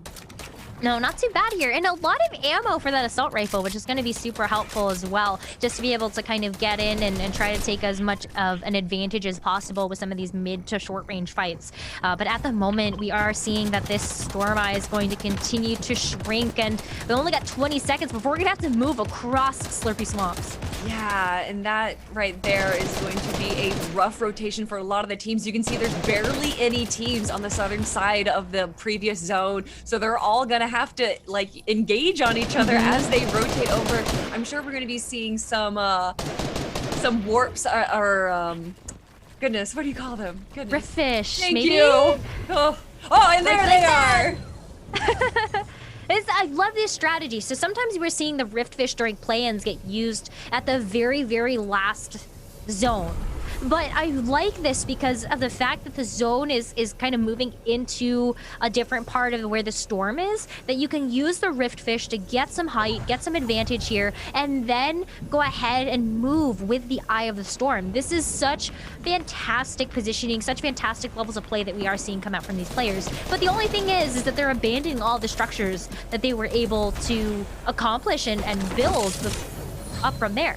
But you know what? All those other teams that you are seeing scrambling across are going to use those builds that they did abandon right now. Carly looks like she's going to be going for the high ground as well as Els. So I'm going to be interesting to see how that does pan out for these two teams right now. You do see Gingy, Hannah, and Carly having the high ground right now as they're going to be rotating across the sky right there. We are going to be taking another look at Anna Tees right now, who's in a bit of a combat, but she seems to be in a safe spot. A little bit safe. Oh, got some good shots on the side, but a little bit of a basement crawl coming through. Not enough for an elimination. Speaking of eliminations, Hannah did take down Dunya, but is she able to grab the elimination? She grabs the elimination on Bella instead. Yoko's going to be able to take down Cloakfishy, and it looks like Anatees is going to try and take down Somerset, the leading team. Oh, look how low Somerset is. If Anatees can do this could get them the game. This could get them the game and could just solidify them being in first place. But right now, the zone is continuing to move across Slurpee Swamp a little bit to the west, and that means every player is going to have to make a run for it. Ooh, and look, Somerset already back at full health, as well as her teammate Elixir. They already have 3 eliminations between them, and with all these teams starting to close on them, I'm sure that they're going to be able to walk away with a few more eliminations. But so impressive. Somerset was down to half health, no shields, and she is back up on top. Yeah, and you're packing some pretty heavy firepower as well. Somerset was talking about how she was really happy with the loadout that she had, and you can see why you are able to have some mid to short range fights with these, and that's going to be really important, especially when you're trying to drop people from the top.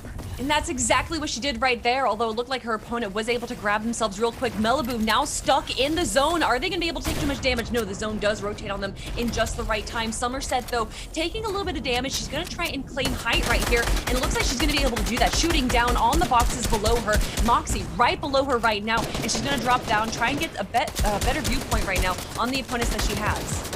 Yeah, just a little bit of a better vantage point right now. Somerset and Elixir do have the highest ground that they possibly can, but you never know who's going to have a rip fish, but it's probably too late to do that, so I'm really hoping we don't see that here. No, we didn't, but we did see someone launch up on top, and Somerset says, no, this is my height. This is my game to win. You're going to have to take this from me if you want the victory royale. And there you go. You have Somerset now closing in on the water. She's shooting the people down below. I'm guessing that they're going to be dropping down into the water as well to finish off this final game right now. 3 teams, 4 players. That means that 2 of them are solo players right now. You know who that isn't, though? It's Somerset and Elixir, and they're going to be jumping down, taking down Moxie, and taking that victory royale. That is going to be a second victory royale for Somerset and Elixir. We saw them take the first one, and they're taking the last. What a great bookend to their performance today. Right? I love to say that half of esports is the story, and what a beautiful story from beginning to end right there, especially that we got to listen in on them at the start of this game. They felt confident, they said they had it, and they said regardless of where we placed, we did a great job. And hey, placing possibly in first as we do tabulate the points, well, that's a good place. I mean, the fact that they got a victory royale, plus they walked home with a handful of eliminations, you're already guaranteed 55 points to be added into your point total. So that's definitely something to be proud of, to walk away with, and you're getting 4 points for every elimination. Necra, usually it's the caster's curse. Whatever you ask for, whatever you wish, the opposite happens. But at the start of the show, you said, I want to see 350 points from one of these teams. Somerset and Elixir are pretty dang close to getting 350 points, chat. I know that the leaderboards have had a few issues with the points. We are tabulating them. We are going to triple check them. So don't follow the website, all right? Make sure that you follow us, and we're going to make sure that production has the final word in, and we're going to be making sure that we have the winning team to you as soon as we possibly can. Remember, there's $26,000 of prizing that's going to be on the line. And let's go ahead and just kind of walk through what happened today, right? We have an arena rule set of 50 shields per health, per elimination. So we have this arena rule set that we have been playing with over the course of the day with these 5 amazing custom lobbies thanks to Epic. We were talking about it. Siphon's very important. If you're not going to have a med kit or a flopper on you, you're going to have to rely on that siphon to heal you up and continue on towards the end game right there. Of course, eliminations were so important. And Somerset and Elixir started it all off with a 10 elimination game right there, getting them 40 points plus the first place spot. That was almost a 100-point game in just game 1, Necra. It was, and that's why I'm really hopeful that they might be the duo that walks away with 350 total points. But if you placed anywhere from first to 26th, you walked away with a little bit, plus whatever eliminations you were able to carry home with you. That's an additional couple of points multiplied by 4. Whew, man, there have been some incredible plays so far, and of course, incredible players. I do want to give a shout out to all 80 plus women that stepped up and showcased their Fortnite prowess today on the Women of the eRena featuring Fortnite Part 4 tournament series. Yeah, there's been so many incredible women. We got a chance to talk about how there are some women that are finishing up their bachelor's degrees in engineering while also juggling the impressive job of being a content creator and also being super successful at that. 2.5 million followers on TikTok, 3 million followers on YouTube. A lot of these women have like 10,000 plus followers on Twitch. If you enjoyed the content you saw today, go follow them. Go follow them on whatever social media, whatever content creation platform you love. That's where you're definitely going to want to take a look. Yeah, I think nearly every player that we had competing today is a streamer as well. And if you go to eFuse.gg, you'll find more information about all the players and teams that we had competing today. And again, shout outs to eFuse for making this possible, putting together a tournament that allows women to compete on a high level and earn prizing that they deserve. And also, I want to give a shout outs to a lot of the interviews and highlights and commercials that we got to show. We got to look at the eFuse app a few times, Queen's Gaming Collective, who even had one of their own players competing today. We got an interview with Jessica Kim, who, if you actually know Bree Bun, she put down together a Nani, which is a talent organization that like gives tools and platforms to up and coming new content creators. And also, oh no, that was Bree Bun, and an interview with Jessica Kim. Yeah, we had so many incredible interviews to showcase the amazing talent that we have in the industry. But I also have to give a major shout out to Monster D-Face and his whole team, Robbie, Cloak, Fung, and of course, one of the biggest reasons why we have to give a shout out to Monster D-Face is because of his practice server that we got a chance to use. It's the very best in the business if you want to run a Fortnite event. So you got to use them if you want to make it happen. I'm going to give a personal shout out to Monster D-Face. I have had the opportunity to work with him over the last few months whenever we've hosted the DreamHack Open together. He is an incredible part of the Fortnite competitive scene. If you guys need any help with VOD reviewing, if you want to learn more about what Fortnite has to offer, or even look at how to run tournaments like Necra just said, he was a big pivotal part of this tournament happening. Definitely check out Monster D-Face right now. Fortnite has some of the best content creators that gaming has to offer, and we got to showcase some of them today. Yeah, we really did. I want to talk about some more of those players as well. So based on what we got a chance to do from just the beginning of it all, we on December 16th had a play-in event where the top 10 duos got a chance to compete for the big prize that you're seeing on the screen there. $26,000, where first place gets $10,000, second place gets $7,500, third gets $5,000, and it goes on from there. But we had some incredible talent that came into the fold from those play-ins. We had Golden and Nia that won the play-in event, and then you had Olive and Asia, Sunday and Danny Yoko, Mars and Syra, Girly Bella and Melissa. And of course, we have so many other amazing talent as well. The reigning champs too, Tina and Hazel, again, representing Gen G for Tina there. All the great organizations, Luminosity Gaming, Gen G, and all the others as well, representing their incredible female talent today. And this is the prizes that they have. I love that they were supposed to make it 25,000, but then they said, you know, we want it to be an even round number. So we're going to make it 26,000. So that fifth place is also going to be walking away with a nice $1,000. And chat, maybe you're watching, maybe you're like, hey, I can compete with them. I want to showcase how good I am as a player. Well, guys, go to eFuse.gg because this isn't going to be the last Women of the eRena tournament. We're going to be having definitely way more in 2021. So eFuse.gg. And if you want to find more information about this tournament that we're looking at right here, well, then you're going to be going to eFuse.gg/e/WOTE. There you're going to find all of the teams and players that competed today, as well as their placements and standings. And by the way, we are still tabulating scores. We want to make sure that we have everything right for our top 5 finish. Oh yeah, we got to make sure it's accurate, right? $26,000 to give out to our top 5, so we got to make sure that it is accurate. But as Kelly was saying, there's so much more to come in 2021 from the eFuse team, from the Women of the eRena series, and there were so many opportunities this year to have play-ins so that you could play in Warzone, play in Fortnite. So you've got to make sure that you keep an eye out on all of the different ways to get involved with eFuse, because there's so much more to come in 2021.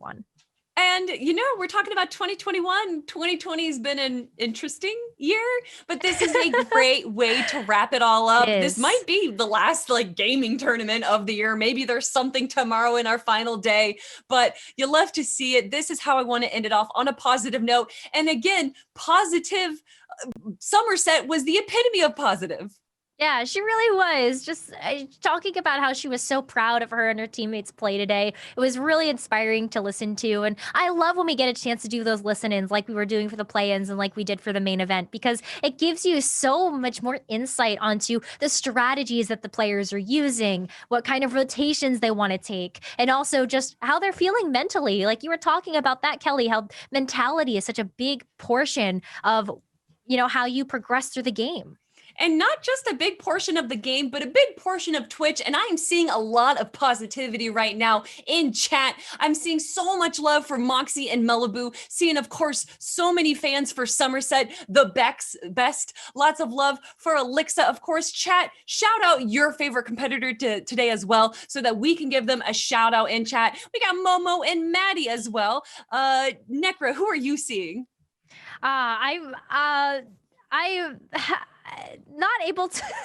Oh, I'm sorry. Able to no, read, it's just me. But it's a lot of love for Alexa and Summer right now. And again, we are double checking our points right now. I am definitely going to make a wild guess that they're going to be up on top. 2 victory royales, that many eliminations.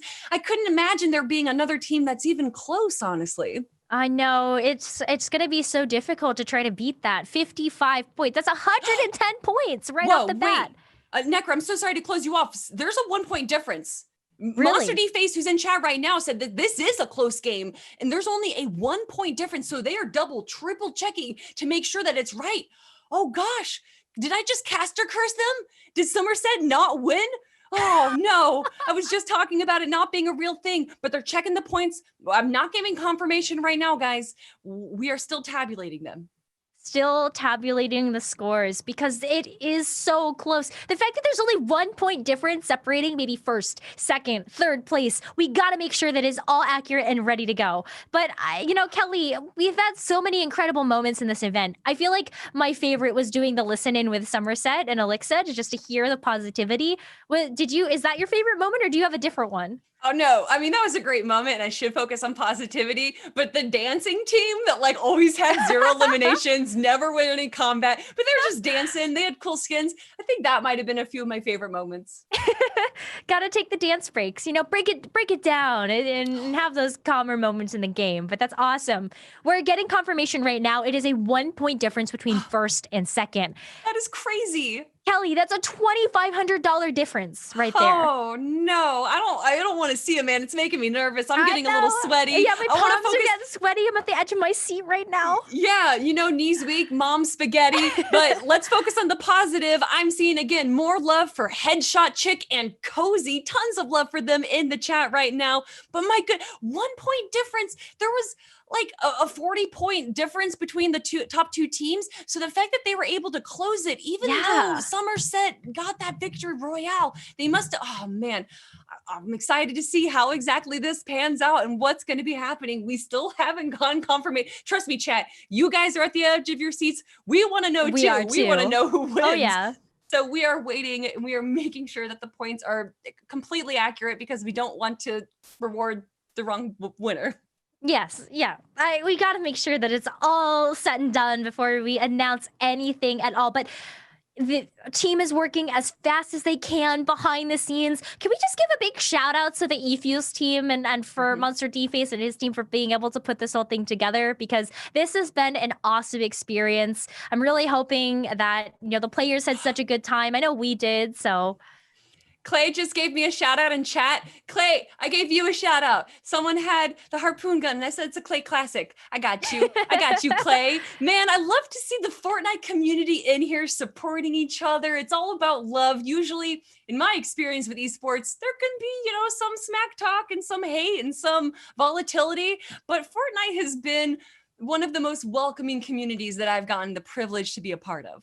And especially this one. We were talking about the Respectful Trash Talk channel, which I think is really, really cute. Just I love that the players have this place to kind of be like, oh, it's a privilege to be stomped on by all of you. It's like that's so fun. Yeah, this is, regardless of if you've won money, even if you got a victory royale or eliminations, this is an opportunity as a player to meet other players, meet other streamers, make those connections, and possibly find a new teammate, find someone to scrim with. Yeah, there's a lot of exciting players, exciting talent that got a chance to participate. But Kelly, it's time. Let's talk about the winners of the Women of the eRena Fortnite Part 4. That's really a 1 point difference between first and second place. But we gotta start. We gotta start with sixth, I feel like. Okay, sixth. That's interesting. Sixth place, Chloe and Kaylin, 166 points. You do fifth. All right, in fifth place, we've got Exet Ashley and Kitsy with 227 points. In fourth place, it's Combat Deas and Dunya with 250 points. In third place, we've got Millaboo and Moxie with 317. So the remaining two teams that have performed very well, Somerset and Alexa, Isia and Anatis, between the two of them, it's Isia and Anatis with 321 points in first place. Somerset and Alexa got beat out by 1 point. 1 point. I can't believe it. That's not even a victory royale. That's not even elimination that separates that. That is literally a placement, One placement. a single placement. A single placement. Yeah. And That's honestly, wild. we're talking a lot about Somerset and Alexa, who got 2 victory royales, but the fact that Isia and Anatis, who must have played placement as well as grabbing eliminations all 5 games, are able to beat them out is more impressive. That's so cool. And they were a play-in team, Kelly.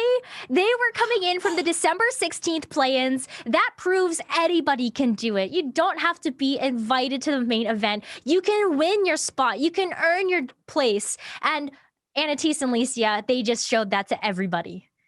Oh man, absolutely insane. But you know what? I think Somerset said it best. Regardless of where we place, we did a great job and we should be proud of ourselves. And Somerset and Alexa, you did a great job. United Isia and Anatis, all of the teams that we had competing today definitely deserve to be here. And big shout outs, but it is United Isia and DK's Anatis that are going to be walking away with first place and $10,000. 10,000 big ones. I wonder how they're going to use it, but it was an incredible show, Kelly, showcasing some of the best talent that Fortnite has to offer. What an amazing day. It has been an incredible day, and we have so many people that we need to thank, of course. We have to thank eFuse, who put all of this together, who created the Women of the eRena series. And for part 4, which we just wrapped up right now, we do appreciate you guys putting this together, creating a platform that allows women like this to get together, perform and compete in a space that they deserve. Definitely go check out the eFuse app. If you weren't able to check out the commercials, it's available right now. Huge shout outs to Epic for allowing us these private lobbies, allowing us to organize this tournament, and of course, just being a part of Fortnite by creating Fortnite and providing Fortnite to us. Big shout outs to Monster G Face. If you're part of the Fortnite community, then you definitely know who this man is, as well as the rest of his crew. And of course, to the team, our team that we've been working with production, Necra, huge shout outs to you. Huge shout outs to you, Kelly. Thank you so much. I had so much fun casting with you on the desk today, and what a fantastic cap of 2020. It has been, Nekra, although we would not have been here without all of the incredible players that we just got to witness. And of course, again, huge shout outs to Isaiah and Anna Tees walking away first place, $10,000, 321 points, only a 1 point difference between second place, which of course was Luminosity Gaming, Somerset, and Elixa. But a big shout out to all 41 teams that competed today. Nekra, before we send it off, any last thoughts? Just want to say that I, echo the thanks that Kelly was able to give to everybody that worked behind the scenes, that played, and that watched from home. Thank you so much to everybody. It's been such a pleasure. Yeah, same thing for me. Thank you guys. Thank you, chat, for being a part of this. Thank you to all of our players, every organization that was a part of it. It has been an incredible experience getting to watch and cast this today. And there's only more to come in 2021. We hope to see you there.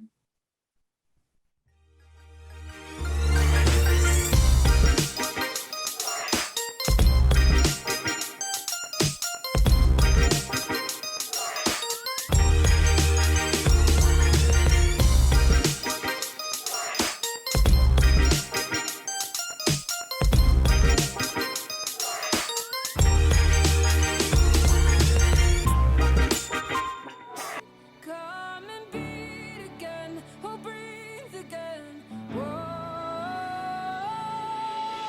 Rise up from the dark, I see a light ahead. Wait for us, wait for us. Oh. Rise up from the grave, hear life call. Wait for us, wait for us.